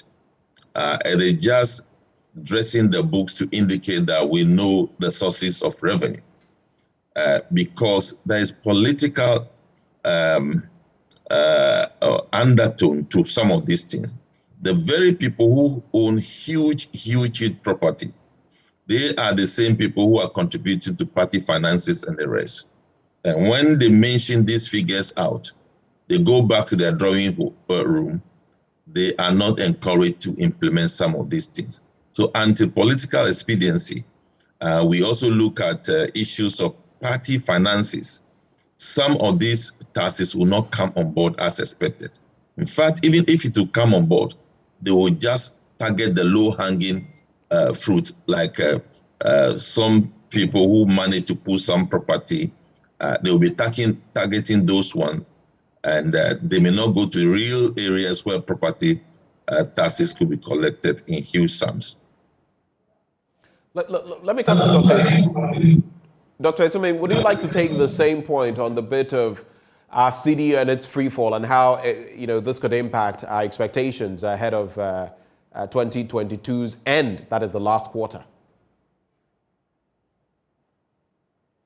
So now, the cedi depreciation, in addition to the problems it gives to private businesses in terms of projection and cost, at the macro level, we have to understand that usually we are going to compute our debt to GDP ratio, by converting our foreign debt to cedis, using the cedi, the exchange rate. So every time the cedi depreciates, then the cedi value of our foreign debt is going to go up, even if we haven't done additional borrowing. And that automatically make our debt to GDP ratio lose bigger. So I think, and when we are looking at what investors are concerned about the sustainability of the debt, even though the debt to GDP ratio, in my view, is not the most accurate measure of sustainability of the debt, it's still commonly watched. And then, it's a headline number that many people will watch it and say, well, this country's debt position is worsening. And that will also affect, the attractiveness of the Ghanaian economy and our ability to, seek external funding especially from the private capital market. But, I think ultimately, the cedi's problems is going to be resolved in the long term. It's not going to be resolved today. All the measures that we take to manage they are all short-term measures. And at the moment, I haven't seen any concrete plan to address the currency's depreciating, the currency's depreciation. So it appears that from that angle, the uncertainty that businesses are facing, the instability that it is causing, as well as the potential influence on our debt indicators are going to worsen. When you look at it comparatively, look at the Ivory Coast, for example. They've had a very robust economic development in 2022. Comparatively. We know that even giant Nigeria has had its own woes. But when you look at a more realistic picture, Ghana and the Ivory Coast, and you look at what our performance is, in 2022's first quarter and what the projections are versus that of the Ivory Coast, for example, what do you see? Are we faring well in the sub-region, basically, in terms of economic management? Okay, so to be honest, I haven't seen what the growth rate for Ivory Coast is for the first quarter and then our immediate neighbors. I think that, you know, sometimes the comparison is not extremely helpful. You know, if you take, you think the comparison is not extremely helpful? Sorry? You think the comparison is not helpful? See, if an economy has been growing at 10% all this while, and suddenly, you know, you are comparing your 8% growth with somebody who is used to growing at 7% and saying that you are doing better, that's absolutely not too helpful. You have to look at the growth number. What is it telling us? What can we learn? Where are the weaknesses that we need to strengthen? And then kick on. It's always good to see what others are doing. Sometimes we do that to say what is happening is a global picture. It's not only Ghana, but you know we just don't have to do the comparison for comparison's sake. We need to know if there's anything they are doing differently that we want to do. Sometimes you see, if you look at how Ivory Coast run their finances, you know they really don't have an independent monetary policy the way we do because they belong to a currency union. So some of those comparisons get to be minded. We need to look at, you know, what if we are comparing to know what we can learn to improve our system, that's fine. But we should also study our numbers and see what are the numbers telling us, what are the weaknesses, and what can we do to improve. So the Ivory Coast's growth within this sector has been, or within this segment, this first quarter has been 6.3%. They've had a positive, minimum positive variance of around $35.3 million. But the 6%, mind you, 6.3% is not very different from what they recorded last year in the first quarter. What would the dynamic be, or what would you pinpoint there if I asked you then about their figure? So you're looking at 6.3%, and it's not much of a change from what they looked at in the previous quarter last year. So, first of all, we need to understand what is maybe take a longer term view. Is it an economy that typically does well in the first quarter compared to the other quarters? And then look at, you know, what exactly, what structural changes are happening within the economy that might be boosting their long-term growth. In our case, we clearly see that the reduction in the growth rate is coming from several sectors, and that is a source of worry. If it is one particular sector that is COVID prone, or is especially exposed to what is happening in Russia and Ukraine, and that is what is driving that weakness, then you see. But I think generally when you just look at the broad number and say, oh, they have been able to match their last year number, and then we have seen the reduction. So it's actually, I don't think pardon me, it's actually an expansion of 6.3%. Well, that's I guess that's good for them. I think I started by telling you that the 3.3 growth is a slowdown and points to weaknesses in the economy. So I think even if we didn't compare ourselves to the Ivorians and we looked at our own path and our trend, we will still come to the same conclusion. I think it just doesn't make us look great when they are doing that. But, you know, we have to understand that the structures may not exactly be the same. And the impact of the external forces on the various economies may not be the same. So sometimes that's as far as we can take the comparison. I'll put same to you as we get ready to wrap the conversation. I would have us wrap the conversation briefly on something to do with Russia. But for you, Professor Gachi, again, when it comes to that comparison, is it relevant looking at other countries in the sub-region, like I've cited with the Ivory Coast? And what, if any, lessons can we glean from our neighbors? Well, I think comparisons are relevant, but there are limitations. They are relevant to the extent that we want to look at what policy frameworks they are implementing in the core areas of their economy, and that also resonates with our economy. and then we can learn what they are doing differently and try to catch up. That is the extent. But the structure of the economies are quite different in terms of control, in terms of how they even get to the capital market, etc. As my colleague said already, people don't believe that most of the Francophone economies within West Africa are independent. They are actually linked to the development in France and the rest, and it's tried to mute their numbers in terms of performance. So their numbers relatively look better than us. Even some time ago, we were comparing the rate we get in the capital market, and other factors in their favor will always make the rate that they get in the capital market better than ours. So we need to compare, because we are all almost agrarian economies. We are competing on the front of production of coffee, cocoa, and the rest. We can learn as to how they are managing those sectors, how they are managing their agri sectors, in terms of the numbers they're turning out in their agri sector, so that we can mimic some of these policies to promote agriculture in our country. But we shouldn't forget that their linkage with France has a huge influence on their economic numbers as opposed to ours. All right. I have this final bit to cap off the conversation, because what is happening between Russia and Ukraine definitely impacts the rest of the world to varying degrees. But how interesting is it, and what picture could this paint for, the engagement between Russia and Ukraine moving forward, when Russia, for the first time, is non-performing or defaulting on its sovereign debt in foreign currency? I'm talking about the American greenback. For the first time since 1918, about $100 million.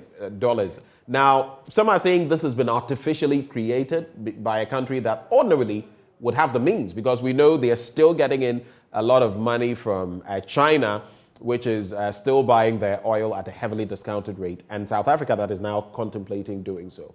But what does this mean for the general economy of Russia, and how could this affect the rest of the world? In this instance, Africa and Ghana. I'll start with you, Prof, before I wrap with Dr. Esuming.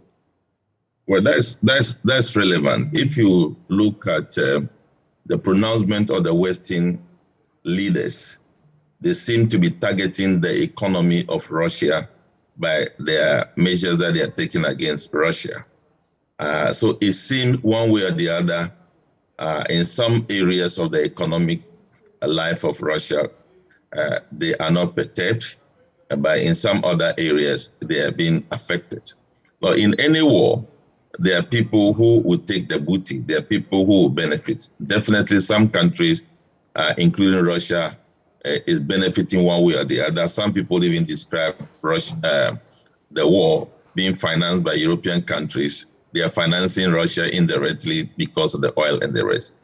That would definitely translate into pricing of the most important commodity like oil and the rest, and some agricultural commodities and inputs. But I think what we should learn is to check our policies that we have been running over years. If we were to take different policy on certain items, in fact, you need to compare this with the data churned out by the Statistical Service, disaggregating for us to see where the problem area is. Definitely, you will come to the conclusion that the problem areas were areas that we have policy lapse, in the sense that we have not taken aggressive policy to concentrate on those things for the development of our country.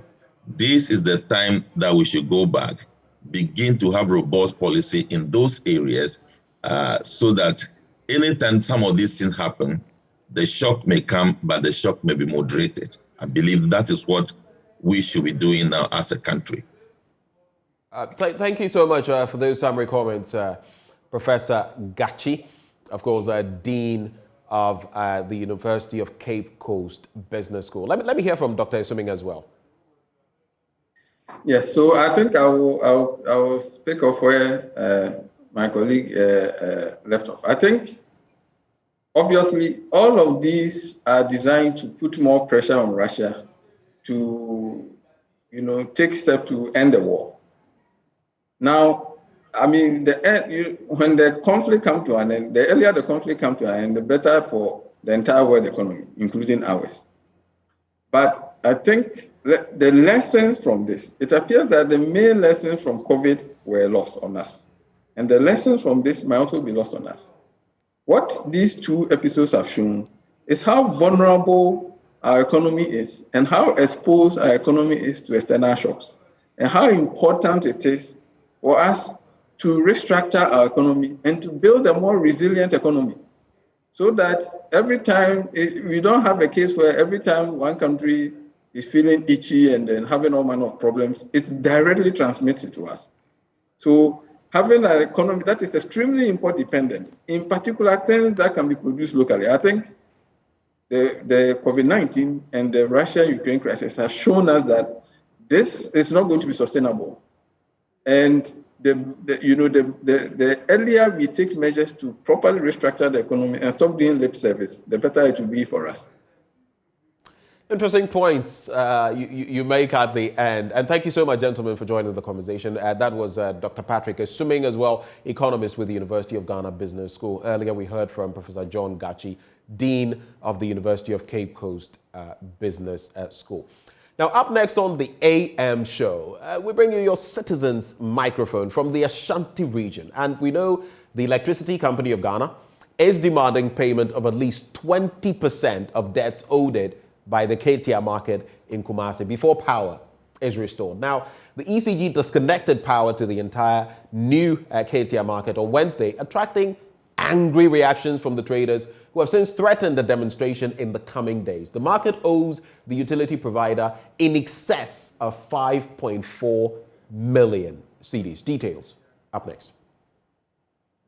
The KTR market has over 8,000 stores and other spaces for trade. Per the architecture, the market depends heavily on electricity to keep it illuminated. Since the disconnection, the market has been dark and quiet. Many shops remain closed as the once vibrant headquarters moving goods in the market take a rest. Business is very slow. Our patrons can't see us in the dark, so we are forced to pitch camp here. Individual stores have made provisions for bulbs to improve lighting. Unfortunately, the space within the stores remain dark. In their quest to get individual access to electricity, traders agreed to pay 850 cedis for separate meters and installation. The agreement between management of the market, ECG and Gamma Power Distribution Limited was subsequently abrogated. The traders in the past 10 months have refused to pay accrued electricity bills to protest the termination of the agreement. Any bill that they're supposed to give to us this time, we are ready to pay. But we don't believe our management. Even at all, if we are paying money, we want to pay the money direct to the electricity company. After this management, I don't trust them. So if any different management will come for the money, I will accept it. After this management, I don't trust them. I'm going to say the car.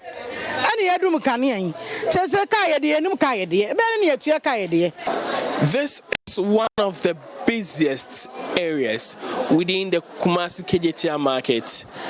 It's a shop for dressmakers in the market, and on normal days it's very difficult for anyone to have his way walk through the area like this. But due to the absence of power in this shop, the traders or dressmakers here are forced to stay in their homes, leaving the place empty. Francis Kwating is one of over 60 dressmakers here. To meet deadline, his client aids his work with light from a mobile phone.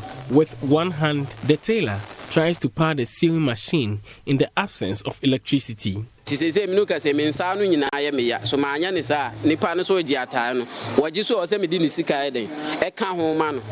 My fingers hurt, but I have to finish this because I can't refund the money. I've spent over 2 hours on an hour job. 2 hours. Ordinarily, how do you say? Oh, KB anka memfa nse be 1 hour be abe memfa nse 5 minutes be kura na betima ba you must spend the 2 hours kura. The butchery in the market perhaps is the worst affected. Meat stocked by the butchers are deteriorating due to lack of electricity to power diffusers here. Some of them have lost thousands of cedis to the challenge.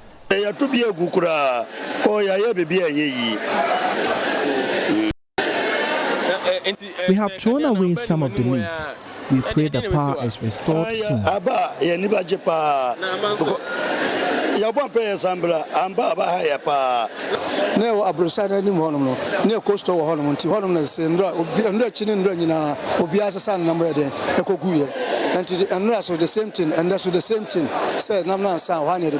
Until the problem is fixed, traders will continue to lose revenue. Managing Director of Kumasi City Markets, Kofi Dufour, speaks about the way forward. Tying the meters to the power that they've consumed is another argument altogether. We need to make some payment.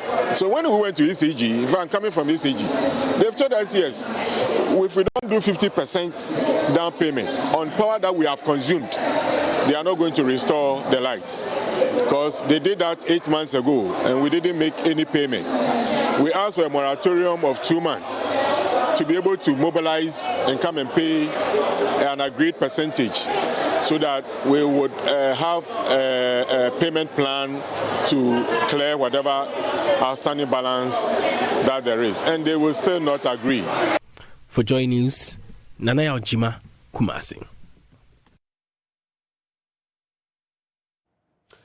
Well, I'm joined by the man on the beat, Nanaya Ojima, who joins us with the latest on that.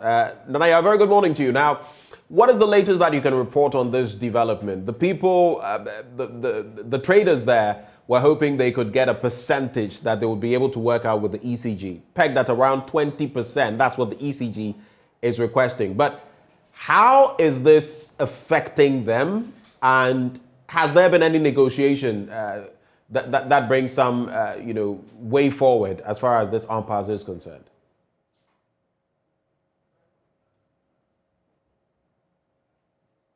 So the situation in the KJTR market hasn't changed.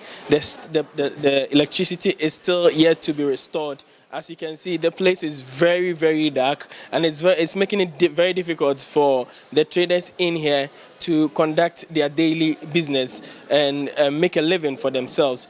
As you can see, almost the whole of this lane, that's the green lane, the G lane, is still empty.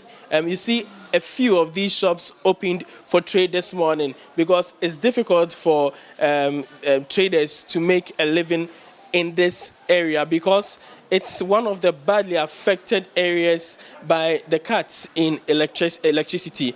As you can see, the place is almost dark.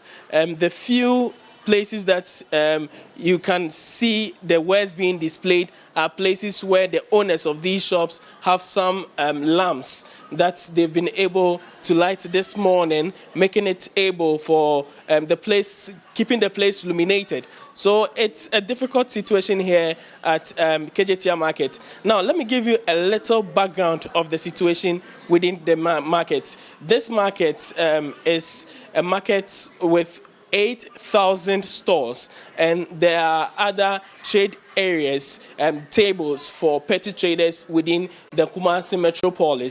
Now, this stores, the nature or the architecture of the market without light makes it very difficult for anybody within the market to see what is happening within the market because it's a fully covered market. So it means that without electricity, the place cannot be illuminated because sunlight cannot penetrate.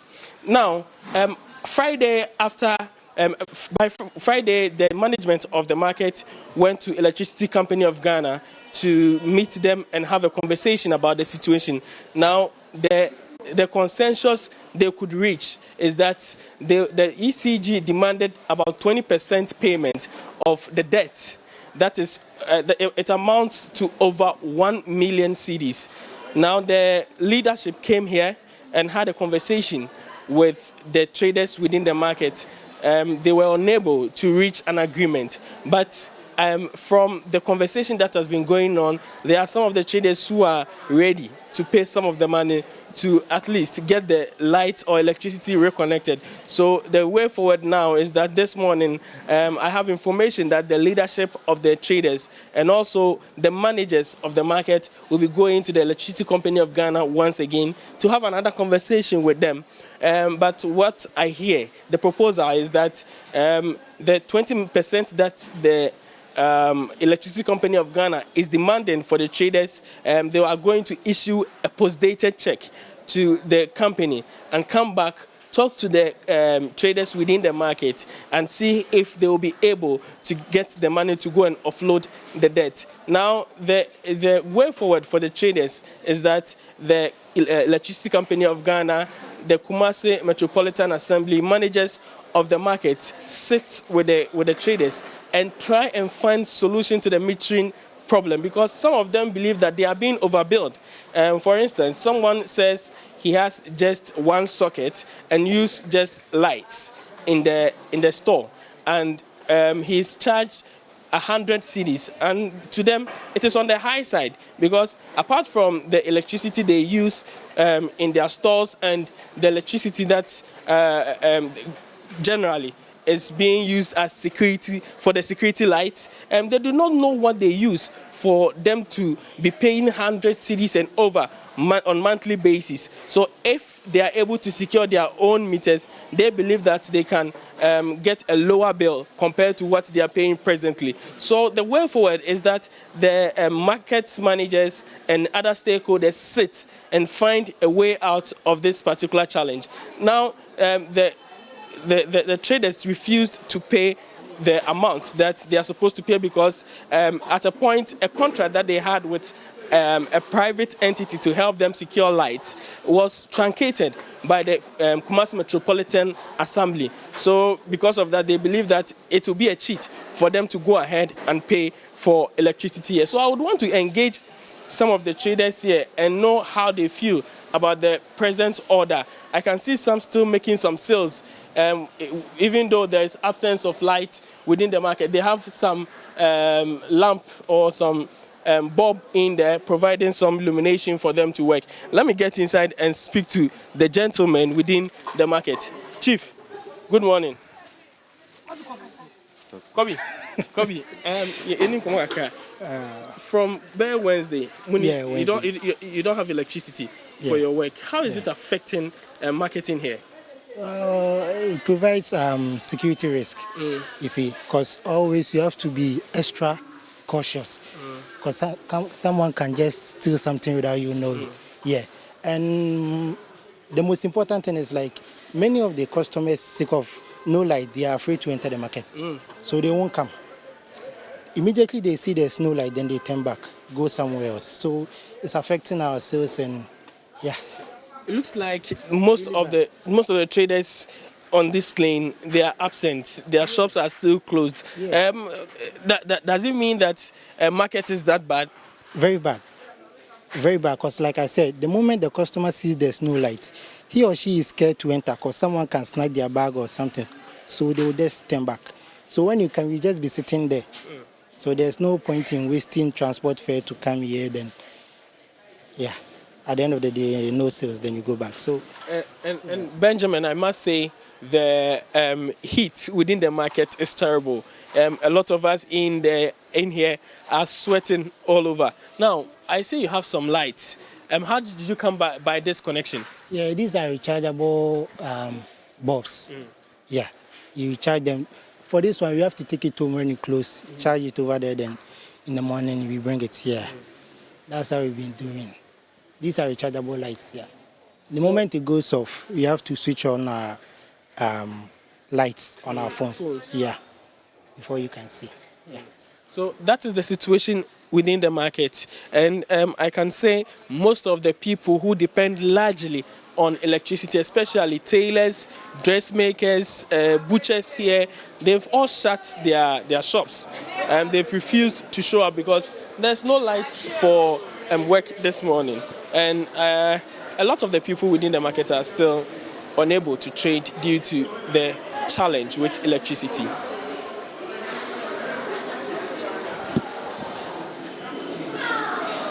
that is Nanaya Ojima from the Ketia market, bringing us some details there. Interesting that we find out that there seems to be a general system at play. So now they're looking for their own meters, because it could be like we see in some public settings or compound houses, that a bill comes and it's spread across the board. So you may feel that you're not spending that much, but you're being charged that much. But as of now, what we know, the ECG requesting 20%, at least 20% of a payment, over 1 million Ghana cedis.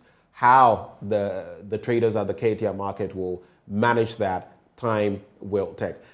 We take a break at this juncture. We'll return with more on the AM show. Stay.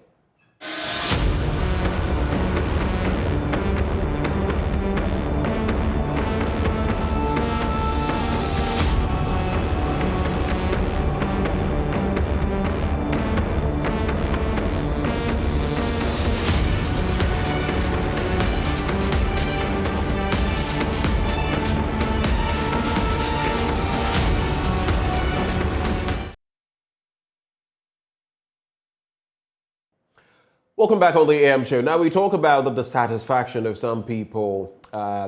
Arise Ghana, which planned a demonstration. The police has had to respond because they were planning on having the demonstration all the way until the evening time, and even picketing the Jubilee House for 2 days. Now, the police has taken the matter to court, and there are different dimensions that we'll look at. Let's take a look at that statement from the Ghana Police Service before we have an interaction on that. And as you can see in your shot, police statement on Arise Ghana's intended demonstration. So point one, a group calling itself Arise Ghana notified the police of its intention to hold a demonstration in Accra for 2 continuous days, and for its members to also picket in front of the Jubilee House during the night. Now, the police invited the organizers to a meeting to discuss the demonstration. Following a series of meetings, Arise Ghana informed the police in a letter dated June 8, 2022, that instead of 2 continuous days, the demonstration would start on the first day at 3 p.m. and end at 10 p.m. and resume the next day. Now, the police in a letter dated June the 13th, 2022, responded and urged that in order to adequately ensure the safety of demonstrators and other members of the public, the demonstration should not travel into the night. Therefore, in the interest of public order and safety, we entreated the organizers to reconsider their time frame and start the demonstration early in the day and end before night falls. On June the 22nd, 2022, the police received a verbal response from the organizers to the effect that they were unable to change the time of the demonstration. And due to the lack of agreement between the police and the organizers on the time for the demonstration and location for their planned picketing, the police has had no option but to submit the process to the court for a determination. This was duly communicated to Arise Ghana in the letter on June the 22nd, 2022. But there is more to this statement. We'll be putting it on your screens shortly. And so the further details there. The case has since been filed at the court, and the hearing is scheduled for tomorrow. That is today, if you like, Monday, June the 27th, 2022. And we would like to assure the organizers in particular and the public in general of our readiness to provide security for the demonstration once the matters are determined by the court. It's signed by Grace Ansan Akrofi, Chief Superintendent of Police Director, Public Affairs. Let's get details on this by an organizer of the Arise Ghana demonstration, Yakubu Hadi. Hadi, a very good morning to you. Yes, good morning. Good morning, Ben. I think I would proceed to very quickly make a correction. Right. We are not part of the organizers of the Arise Ghana demonstration. Right. So what role exactly are you playing? We are playing absolutely no role in the Arise Ghana demonstration. Of course, I mean, everybody can see clearly the demonstration and what its backers are. This is basically like the Occupy Ghana, once again, is in an NDC format. So we rejected Occupy Ghana mode of doing things in order to favor a political party, and we are not part of any move now to bolster NDC as a political party. So we are not part of this. Okay, so you're not affiliated to the party, organizing this demonstration, but you bring the instance of Occupy Ghana and all of that. Are you insinuating that the police is pandering to the executive, and that is why they are, hobbling this demonstration? Are you suggesting that the police is doing anything untoward? They are just saying that you're going to be demonstrating at night, and they are not in support of it, especially at the Jubilee House. Well, the police will always, pander to the executive, and it doesn't. This is what they do, and as an organizer of demonstrations, I have a lot of experience in. Sorry about the noise, Ben. I'm out in town, Sierra Leone, and by the roadside. That's why you are hearing a lot of the noise. Right, Sorry right. about that. We'll bear with you. Right. So the police are always trying to make sure they prevent people from expressing their political views, especially if those views do not align with the praise-singing of the sitting government. And I think even in recent times, it has become even more dire in terms of how much the police is ready to. People having a demonstration for 2 days is nothing. If in other places you say it's nothing, but you look at the circumstances. You want to. There was an initial pitch, and then you said you wanted to start at around 3 p.m. and end at 10 p.m. picketing at the Jubilee House, and then commence the following day. Is that not problematic? Demonstrating at that time of day, you would expect the police to be there with you, wouldn't you? Well, again, I'm not part of. No, I'm saying for those who would be there. When I say you, I'm not referring to you, strictly speaking. Yes, but in principle, I don't see anything wrong with people wanting to demonstrate for 2 days, or even picket in the night. It's that they want to deny themselves sleep, and they want to do that for a particular whatever cause that they are pursuing. That is not something that the police can say. It is part of their right as people who have been given the protection in their inalienable rights to process and to express themselves politically. So this is what the police is used to doing. And as much as we are not part of this demonstration, as much as we see this as Occupy Ghana 2.0, it is clear that in principle, police should not be interfering with people's right to demonstrate, or people's rights to express their political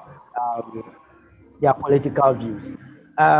Be that as it may, I think one thing that we can say is that there is some political education that we can render to the public on this particular issue. That in the run-up to the 2016 elections, we saw a lot of these demonstrations that were cloaked in non-partisan names like Alliance for Accountable Governance, Let My Vote Count Alliance, Occupy Ghana, and all of these things. We warn people about the partisan inclinations, and that is what people did not heed to, and fell for the pretense of some of the people who were in those demonstrations, including Finance Minister Ken Ofori-Atta. They were doing that basically to bolster the chances of the NPP to win political power. We want people, and they did not listen. Now we are seeing the same thing happen over and over again, offering political education to people that so long as you would want to express yourself politically, you must be conscious about the sort of courses that you come out to lend your support to. That is political education, but that is left to the choice of the masses to determine whether they want to be part of things like this and want to be fooled over and over again. But whatever it is, you may agree with them or you may not agree with them, but the police have no right to prevent people from expressing their political view. Well, that wouldn't be the point. I mean, they've gone to court now, stating that for, I mean, security reasons, among others, picketing at the Jubilee House and conducting this exercise at night is not something that is going to work for them. Mind you, the police did not give permission for people to demonstrate. That is not what the law says.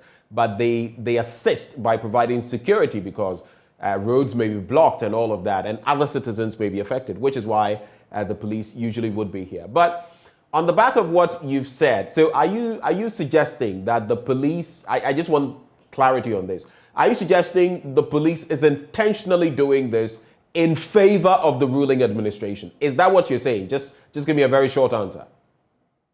Ben, what I'm saying is that every time that we have sent a notice to the police for a demonstration, they have come up with ridiculous excuses, asking us either to postpone or to cancel or to change the date or to change the time. Or, they do this all the time. It is part of their modus operandi based on architecture of the 1992 Second Constitution. They are made to basically do the bidding of the executive, do the bidding of the party that is in power. And we all see that what they do when people want to express their views, especially if it doesn't align with the views of the ruling government. And it is the architecture of the 1992 Second Constitution. And that is why we have consistently said that the police administration must be made independent by a new constitution. And that new constitution must make sure that the police council is not headed by the vice president, that the IGP is not under the appointment of the executive, that all the top brass of the people must rise through the ranks of the police, must rise through the ranks to their positions, and not be put in positions that make them prone to being manipulated or being used for political purposes by the executive and the current government, the sitting government. And I think this is the most sustainable way of dealing with this issue. The police has asked for a change in the time, and from what we've heard from the likes of Bernard Mona, one of the organizers, among others, insisting that come tomorrow they are going to have this demonstration, especially on the back of some previous attempts to demonstrate, of which you were part, not this particular one, but past ones that you were a member of. Don't you think it would be maybe, I don't know what word to use, but it would be apt for maybe organizers to back down, judge all with the police, so you can have your way without antagonizing the Ghana Police Service? Because in the end, you will still need them no matter the demonstration you are embarking on, or they are embarking on. What do you think? Should this posturing be supported, where some of the organizers say we are going to go ahead with or without the police and at our own time? What do you make of it? Well, I think that it is left to them to decide whether they want to go ahead or not. If they want to go ahead, it is within their right, unless the police are able to secure an injunction. It is within their right to proceed with their demonstration if they want to not go with what the police are suggesting. The police are only making a suggestion, and they have a choice whether to accept that suggestion or not to accept it. And I think there is absolutely, so long as they are not defying a court order, there's absolutely nothing wrong with that. But you also see that there are in certain situations, as an activist and as an organizer of demonstrations, I'm well aware of the way that state institutions, including even the courts, can be so captured and recalibrated in a way that only serves the purposes that the powers that be need them to serve. And even in those cases, when it comes to those cases, it becomes a duty to make sure that we do not cede ground to allow these institutions which are supposed to protect us to shrink the civic spaces and just muzzle us out of enjoying our political and other. Is that where we are now then? Per what you're suggesting, so when you look at broadly at our systems, including the Ghana Police Service, you feel we have a lot of, and I'm using this in a very sensitive manner, poodles that are just acting on behalf or at the behest of the executive? Well, look, Ben, the 1992 Second Constitution has made the executive the primus inter pares, and it tends to put checks and balances on the executive. But all the institutions that are supposed to put the checks and balances on the executive, in turn, appointed by the executive. So if you look at the judiciary, the Chief Justice is appointed by the President. The judges of the Supreme Court are appointed by the President. The judges of the Appeals Court are appointed by the President. The judges of the High Court are appointed by the President. The chairman of regional tribunals are all appointed by the President. How are they going to have the independence, to when you know that the political economy gives the President the power to manipulate and to have his way in removing these judges? Then you wonder how they are going to be able to hold him and his government to account. And the same thing happens to Parliament. It's basically be weakened by the provision of appointing ministers from the House. So all these accountability institutions, talk about SHRAJ, appointed by the President, talk about Auditor General, appointed by the President. You cannot have a constitution like this and not expect the institutions of state to be captured. So we've long been in a state where the institutions of state are just making sure that they do what the executive wants so that they can hold their jobs. Hadi, we're grateful that you've taken the time to join us, and you had to, squeeze yourself somewhere and interact with us. But thank you so much for making the time. Hadi Yakubu, the fighter general with the Economic Fighters League, sharing his thoughts on the Arise Ghana planned demonstration. Of course, today we'll hear from the courts and know what the way forward is going to be on that, whether they will or can, in fact, go ahead tomorrow with this planned demonstration. But time for me to take a bit of a breather, drink some water, and I'll tell you about the water I'm going to be drinking when we take the break. Awake is premium purified water treated through a strict purification process to ensure that every bottle on the market refreshes you better. We have the perfect size for every occasion, 330 and 500 ml bottles to fit your pockets and bags, 750 ml for the heavy drinkers, and 1.5 liters for those who always want more.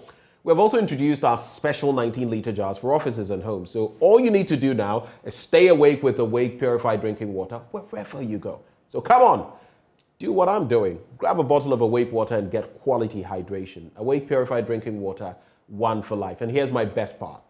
For every bottle you purchase, an amount is donated to the National Cardiothoracic Center. It is indeed heartwarming, isn't it?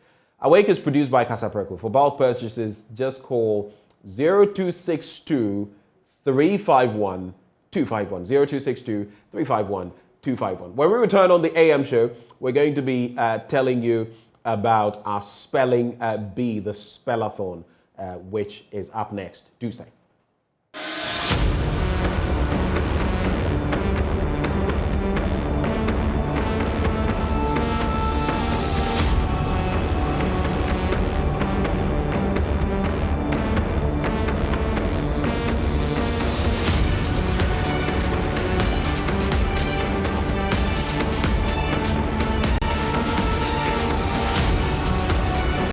Thank you for staying. You're still live on the AM show, and our next guest will be telling us about something fascinating, especially for our young ones. Abdul Majid Abdallah Williams is co-founder of the Spelling Bee League. He's going to be telling us more about the Spellathon. Abdul Majid, a very good morning to you. Excited to be here. It's a pleasure having you. Now, the spelling bee, it's gone on for a while now. Yes. How many years? This is our 5th year in operation. We started in 2018 and we didn't have one edition. It was for free due to COVID. So this is our very 5th one. Yeah. Okay, so the spelling, league has gone on for 5 years. The brand itself has gone on for 5 years. Or were you in existence before you started with the spelling bee? Yes. Initially, it used to be Gold's National Spelling Bee. Gold's National Spelling Bee. Yes, okay. And Gold's National Spelling Bee operated with a certain group of schools. We're working for some schools. However, the agenda was to reach out to as many schools as possible, so we had to go through some rebranding so that we could serve the students better. Our agenda still remains that way. That is why we had to go through the whole renaming process and reaching out process. So Spelling Bee League, this would be the 2nd time it's happening live. Okay. Yes, but Gold's National Spelling Bee did 3 years before we rebranded. Mm. Is this a spin-off of what we've seen in other parts of the world, especially the United States, where these spelling bees are big?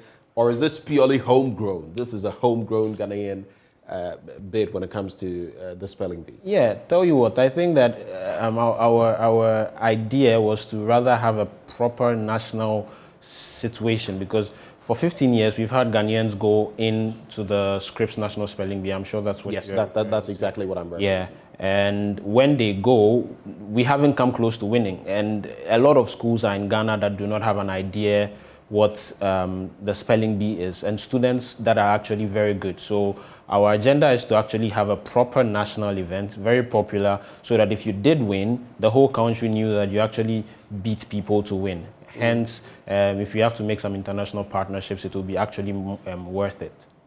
Okay. Now, in terms of participation, who can participate? Do you source from the schools, and what is the process of registration like? Yeah, thank you very much. I think currently we are working with some schools. Due to the time constraint in this year's edition, we have selected schools that have been in the competition before and have an experience or have at least a spelling bee club set up in their school already. So that's a requirement.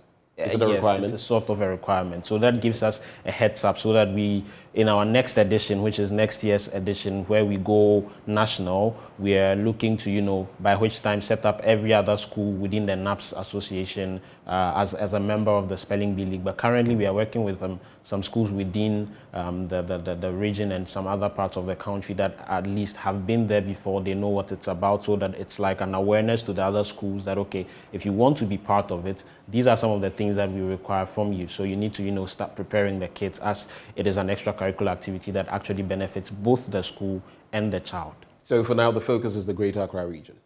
Is it? Yes, it is the Greater Accra region. We had some schools from the Ashanti region as well, some schools also from the Western region that will be participating. So we are having different parts of the competition happening simultaneously, and then the regional finale, which is going to happen in Accra. We are going to have these schools that came from other parts of the country to, represent as well. As, like I said, we want the awareness to go everywhere. So we are trying our best to make sure that everybody is, welcome to, even though we are trying to restrict the kind of people that we participate with. You can't possibly mention all of the schools, but what are some of the schools that are involved in this project? I'll give you a breather. We have some schools that are very popular. We have Tema Parents, for example. We have Silicon Valley. We have North Hills International. We have Kinder Kids. We have Smart Brains International. We have all of these. Yeah, they are actually very good schools, and I've actually had the opportunity and the privilege to work with these schools before, and it gives us an idea that, okay, these are schools that would actually make us go through the process easily in the awareness phase, so that the other schools that are looking at them and learning from them, it will make our job easier next year when we reach out to them and say, hey, you're invited to participate in the Spellathon, so that the preparation process would meet us halfway. So yeah, there are quite some schools that are actually very popular that are in this year's edition. Well, I'm glad to hear that. I'll just share this with you. I'm sure you didn't know this coming on set, but I grew up had a lot of this experience with spelling bees and great. all of that. And you know where it all started? My own father would pit me against my older brothers, 7 and 8 years older, and I would be challenging them. You know, so I developed confidence in that, and all through growing up, I was representing my schools and my teams and all of that. So this actually excites me, doing this, having this interaction with you, and I feel it's a very important thing we should be doing because. Yes. You know, when you go down to our young ones, sometimes it's just terrible. So kudos to you for that. But what is the competition structured like? I mean, what is the breakdown? What can parents, those who are going to be participating, what can they expect getting into this year's spelling bee? We did some research into what the kids were lacking. So before I answer that question, there's a little bit of history as to how we came by the structure. So when you take the chief examiner's report for the basic education certificate exam, you'd see that his report has hinted on the fact several years coming that kids need to learn to, practice the English. The vocabulary is not good. They are not able to understand and assimilate simple instructions. So my headache before I started this with my partner was to understand how we could make the competition both competitive and fun so that the kids are learning and we are solving a problem. So you would see that in our structure, we have 2 different rounds. Now we have the written round and we have the oral round. So in the written round, what you'd find out is that we have certain things that are key to everyday classes. So we have homonyms, homophones, for example, not just the dictation. We would be using another method where we would, define the word and the kid has to, by virtue of definition, spell the word because we'll give them a manual for that. And then we have the oral round. So the written round constitutes to about 40% of the total score. Then we have the oral round where kids are allowed to spell, which is what we normally know as the spelling bee. So they'll be on the stage to spell some words, and then at which stage that constitutes 60% of the total score. And then we average it, and then those that make it through would now go to the next stage. So at every stage, we have these 2 things coming hand in hand. And in terms of structure, we have the very first round, which is happening very soon on the 23rd of July, the initial zonal round. So all the different zones will be competing, right after which we would have the super zonals and then the regional finale. So at every stage, we up the heat a little bit so that it gets more competitive, and then these structures are still maintained as long as the competition, with respect to the competition. Especially as you're planning on doing this on a national level, which is large scale. And of course, you would impact maybe our future representatives going to the Scripps, international contest and all of that. What is your focus on phonetics and other things? I ask because I feel that sometimes some of our contestants go, and it's not that they don't know the words, but the pronunciation of words. I'll give you 2 quick examples. Awry. It's spelled A-W-R-Y. Someone would pronounce it here, you would often hear Ori, but it's awry. Or archipelago. And someone would be thinking Aki, but it's A-R-C-H-I-P-E-L-A-G-O. Yes. So words like that, I think those are some of the problems. Are you taking stock of these in your spellathon? Yes. So spellathon, like I said, is aimed at solving the problem. So just like you mentioned, what we give the kids as a manual is not just the words that they have to spell. For every word that we would learn, the right pronunciation is also, giving to you in the book. Right. Apart from that, that's super. Yes. So that's, like I said, for me personally, it's been a headache. I was in the spelling bee for some time, so I understand how I got kicked out and what the real problem was. So right. I don't acknowledge that was a problem. Yes, it was. It has been a problem consistently. Right. And so apart from that, we have a partnership with a Canadian vocabulary company called SpellQuiz, where for every word that we are using, they give us the words in partnership with Merriam-Webster. And then what we expect from the kids is that they have their logins,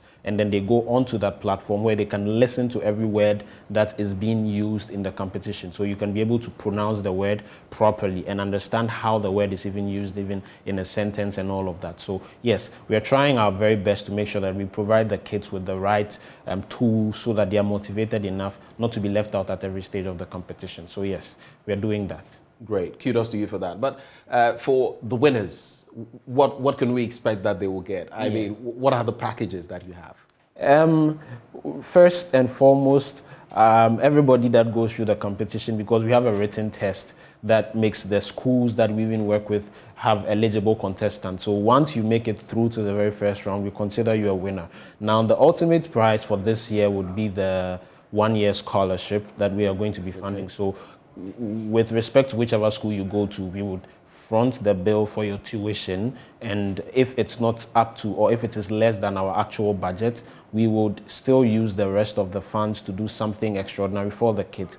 In addition to that, we are in talks with the Super Spelling Bee of China, which is at least not... Okay, that's interesting. Yes, it's not on the same level as Scripps, as we all know, but because it hosts other continents, we have Asia, we have Africa, we have some other countries from Europe coming on board, we feel like, okay, that's a start. So we are still in talks to see how our winners and their winners can have a one-off where we can, you know, compete. So you face off. Yes, exactly. So then we are able to say that, okay, if you look at this edition of it, we're using this for the exposure. So that is part of what we would qualify as the package for the winners. So the 5 finalists, everybody goes home with something, but the ultimate prizes would be the tuition, which is spread up from the first winner up to the 5th, and then this preparation for the Super Spelling Bee of China as well. All right. So to wrap the conversation, you're targeting young ones from classes 4 to JSS 2 or JHS 2, thereabouts. And what is your plan, though, for these young ones in Ghana? And moving forward, what can we expect from the Spelling Bee League? Thank you very much. Our idea is born from helping. So in our tagline is empowering Ghana, one word at a time. And by virtue of what we believe in, we think that Spelling Bee is going to serve as the groundbreaking opportunity for kids to learn and understand why they need to use these words in the first place. So it's not just about the big words that you can spell, but how are you able to use these words in your everyday, you know, conversations, in your homeworks, in your assignments that you do, and all of that. So we are looking at making this an actual national homegrown event that every year schools, kids, parents, sponsors, and everybody else can look forward to and say, hey, I want to see what next year's winners are going to look like, because this year's edition was very exciting, this year's edition was very tough, and then by so doing we can say that we are ready to have an actual you know, international edition. So we are starting from Ghana, we are looking to go international, and that is our vision for Spelling Bee for the kids in Ghana as well. All right, Abdul Majid, thank you very much for joining the conversation, and we wish you the very best on this latest Spellathon. That was Abdul Majid joining the conversation. We'll take a break, and when we return, we'll bring you more right here on the AM Show. Do stay.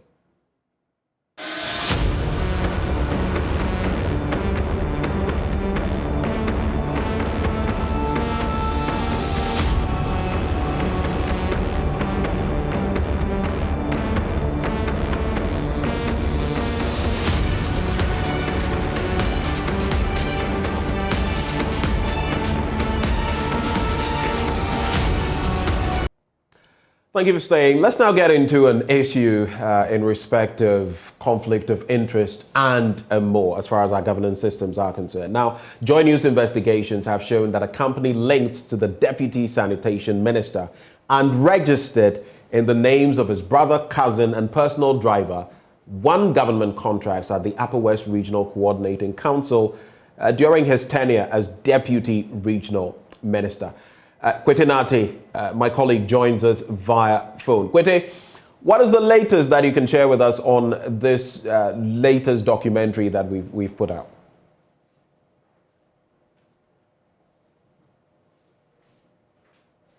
Hello, Kwete Nate. Hello. So I was trying to inquire from you, what is the latest that you can share with us on the back of this latest docu that we've put out? Sure. So what we gathered was that this company was formed barely after the then Upper West Minister, who is currently the Sanitation Minister and MP for Sisala East, Amidu Isaku Chania, took office in 2017. Like you rightly stated, the company was registered in the names of the minister's brother, cousin, and driver. That same year, 2017, they won a 2.6 million cedi planting for food and jobs contract. The company was again awarded a 12 million road contract by the Upper West Regional Coordinating Council when the minister was serving there. This story caught our attention because the company had failed to pay an outstanding debt of 1.3 million cedis on farm inputs it had assessed under its first contract, which was the Planting for Food and Jobs contract. So the Agri Ministry wrote to the Upper West Minister asking him to impress on his deputy to pay the money owed, the Agri Ministry. And these are very interesting developments. So it was on the back of these that we started sniffing around and came to this, well, not finality, because, I mean, this is what we've come to as far as, I don't know what to use here, but this latest discovery is concerned. But how bad really is it? Looking at someone who is in office, officialdom, who now is a deputy minister, who was a regional minister, and the different parties involved. How bad is it? I mean, when you look at the trend from brother to cousin and all of that, and the people involved, what does it show? What does it evince? Kwete? From the journalistic point of view, what we picked on the ground was that the roads in the communities are bad because the project hasn't been executed, which is a 12 million cedi contract. Right. When we spoke to the minister about this, indicated that he wasn't the owner of the company, but he knows the directors of the company. And it goes on further to say that the contract hasn't been executed because of lack of funds. And he goes on further to explain other details with regard to tax issues. The GRA had done a tax audit which shows that the company had some taxes that they needed to pay. He also... We seem to be losing Kwete Nate there for a bit, but those details there as far as that contract is concerned, and the losses to the people on the back of the non-implementation of that contract. So we'll be bringing you details of that. We'll try to get Kwete Nate back on the line, but a lot of matters arising in this latest hotline documentary that has been put together. Conflict of interest issues, the non-execution of contracts. Kwete, we lost you at a point. Yes. So the other details was that when I engaged the Deputy Sanitation Minister, what he told me was that the reason why the Agri Ministry had claimed he was the owner of this company was because he had played a certain role in the company getting the Planting for Food and Jobs contract in 2017. So I asked him whether he was aware when the company was applying for a contract at the RCC, and he told me that at that particular time he wasn't aware of the directors of the company. So there was a bit of some contradiction there. Well, why he would be addressed as the owner of the company and more, we will be getting details of that in that hotline documentary. But Kwete, before you go, just tell us, what can our viewers expect as they watch this latest investigative piece, our hotline documentary, Caught in Conflict? What can our viewers expect? So the expectation is that they will see the state of the road. They will see the evidence that we put across. They will see interesting details of a tax audit conducted by the GRA. They will be getting responses from the minister himself. We'll also be speaking with the road contractor who executed the road project. And hopefully, if the evidence we've put together is strong enough, at least for officialdom, we may see further action from there. And this is what we stand for: independent, credible, fearless journalism. Quintinati, thank you so much for joining us, my colleague here and head of the investigative team, coming through with that latest Hotline documentary, Caught in Conflict. Don't miss it tonight at 8:30 p.m. On the back of that, just stay with us. We're going to be getting interactive with you as well. If you've shared anything with us with the hashtag AM Show in the course of the show, we'll be taking your comments shortly. We'll also activate the phone lines in a bit so you can share your thoughts. But just so you know, VAT returns are due for submission on the last working day of every month. A failure to submit returns attracts a penalty, just so you know, so you don't say, I did not know. Let's also talk about owning that dream home of yours. Rent to own is a 2, 3, or 4-bedroom house or beachfront villa in the new Accra city. Cities and habitats, rent to own at a price you can afford and at a pace you can pay. Just visit www.newaccra.city, www.newaccra.city for more details. Or call or WhatsApp the following numbers: 0555 530 300 or 0577 911 101. Alternatively, you can also call 0557 054 635. The Planned Cities Extension Project, shaping Ghana's urban future. On that note, do get interactive with us. We'll be activating the phone line shortly. The number to call 0302-211-691 extension 2. I'm sure you know, you're already familiar with that number. And we'll be taking some of your social media comments shortly. Stay.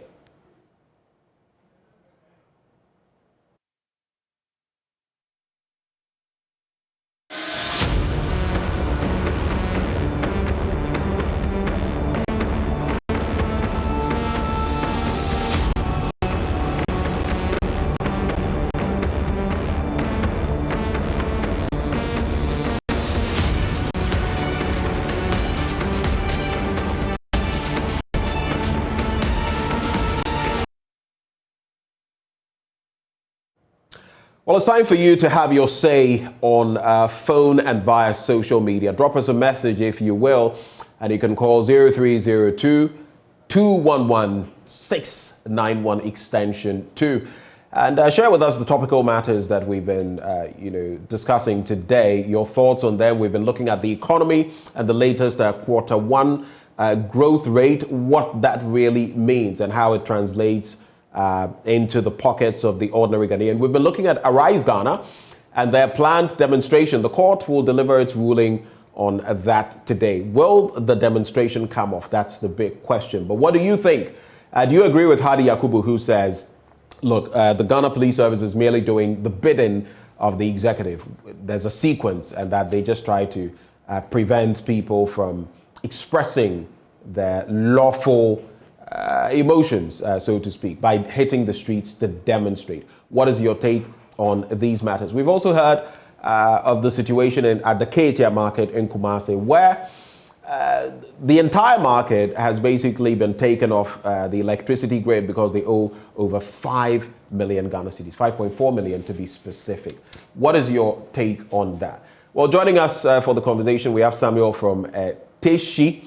He is our first caller. Sam, a very good morning to you. Morning. How are you?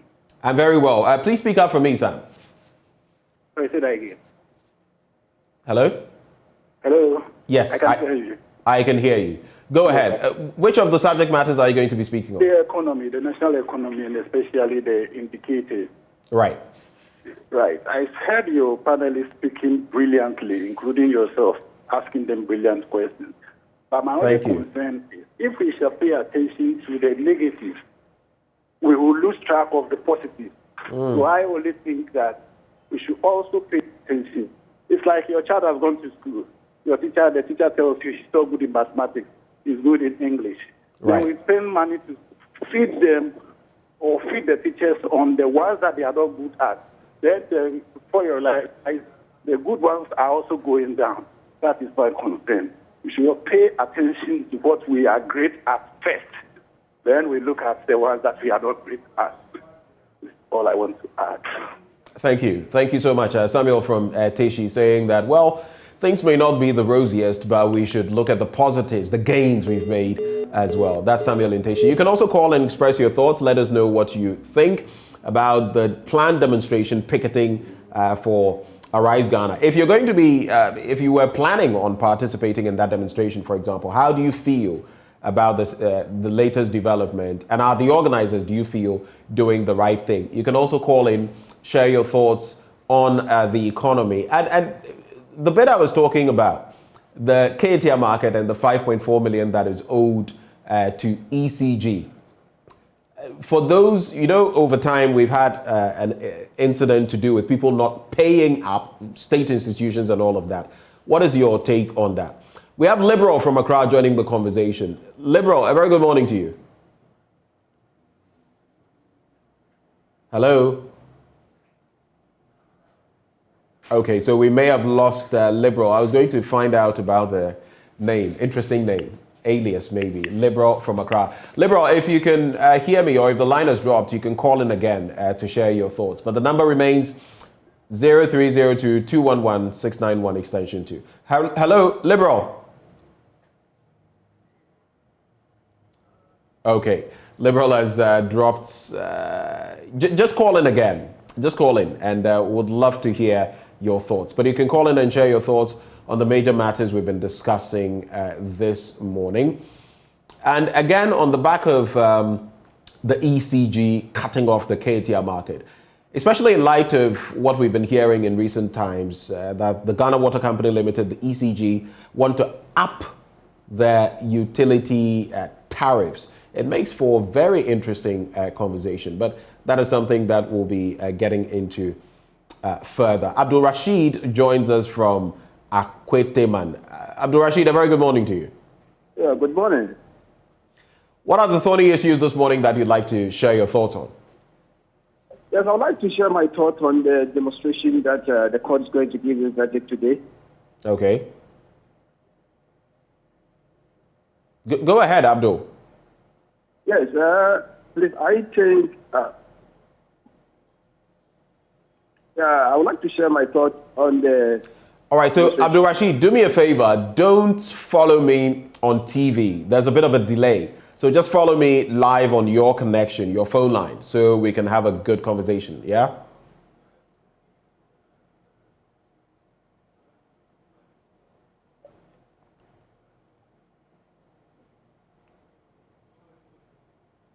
All right, Abdul Rashid, we'll try to reconnect with you. At least you try to reconnect with us, but follow on the line, not on TV. Baba is in Tamale. Good morning, Baba. Good morning. How are you? I am well. Hope you are too.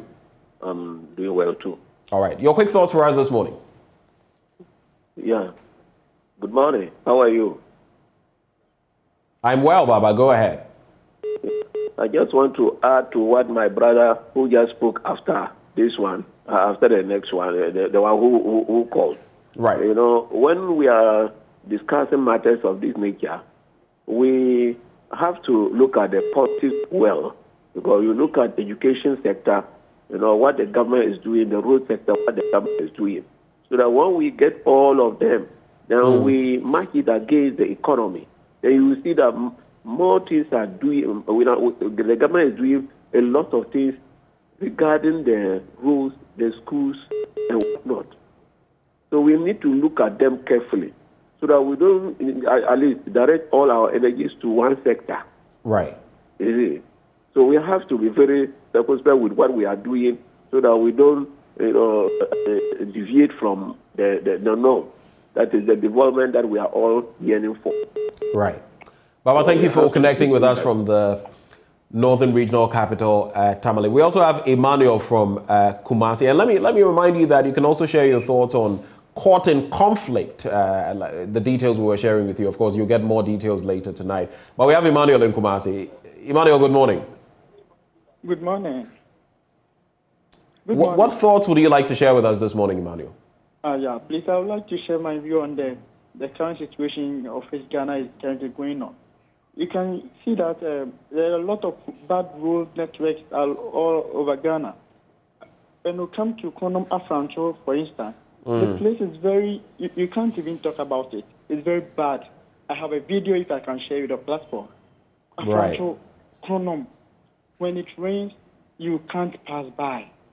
This is a road linking to Upper, leading to Burkina, leading to other parts of the country. This week, there's no way we could let this be as the state it is. Say, Mensabus, what are you doing? There's a lot of stone quarry over there, but we don't see the impact on this on Ghana. And also, I would like to talk on the cathedral issue. This cathedral, fine, it's not necessary for now. Looking at the economic situation we are going on, education is in shambles. We can't talk about it. Headmasters can't speak because of the food children are eating is nothing good. You can send your guys around, come and check the situation. Also, the economy is too hard. Teachers need cost of living allowance. There has been increment in transport and a whole lot rent. We can't afford it. Right. Day in, day out, our salary has not been increased. So please, if government can do something about it, teachers are suffering, nurses are suffering. The salary, in short, salary earners under the government payroll, we are really suffering. Government should come in. Thank you very much. Thank you too. And he is insisting that the teachers need their COLA, cost of living allowance. Let's connect with Apia in Kede. Apia, very good morning to you. Thank you very much for the opportunity. I would like to talk about the ECG issue. Well, I'm in Kede, and then last year, I had to go to the office 6 consecutive times to print my own bill before I go back to pay. Okay. Sometimes I don't blame this matter when they're very busy. It might be that maybe their bills didn't even come like ours did. Some of them wouldn't even know the bill they are supposed to pay. So I would just entreat the ECG officials to also be forthcoming with the bill, because we pay service charges on our electricity bill, and then if they are not delivering, that means we are not to be blamed if we cannot pay. I pay with the bill. So if the bill is not coming, how am I supposed to even go and then pay? So I would address, or I would entreat them to be forthcoming with the bill so that we can also pay our bills as promptly as they want us to. Thank you very much. Thank you, Apia, all the way from Kede. Apia is our last caller, and it's an interesting point he makes there. So this wouldn't be the first time. We've heard of people who sometimes say, our bills don't even come, and when they do come, we see, gargantuan sums that we don't feel we have expended by way of the utilities. So that is a unique situation there. And that conversation will continue about the sustainability of all of this. The KTR market, whether the owners should get their own meters or have this joint system where they all feed into it. But it's been a refreshing conversation this morning. We've spoken about the Arise Ghana planned demonstration. That matter is still pending in court. Caught in Conflict, our latest hotline documentary by Kwete Nati. Look forward to that one at 8:30 p.m. tonight. But from all of us here, it's top of the morning to you. Thank you for staying with us on the AM show. Joy News Desk comes your way next with the best of news at the hour. My name is Benjamin Akapkpo. Have a good day.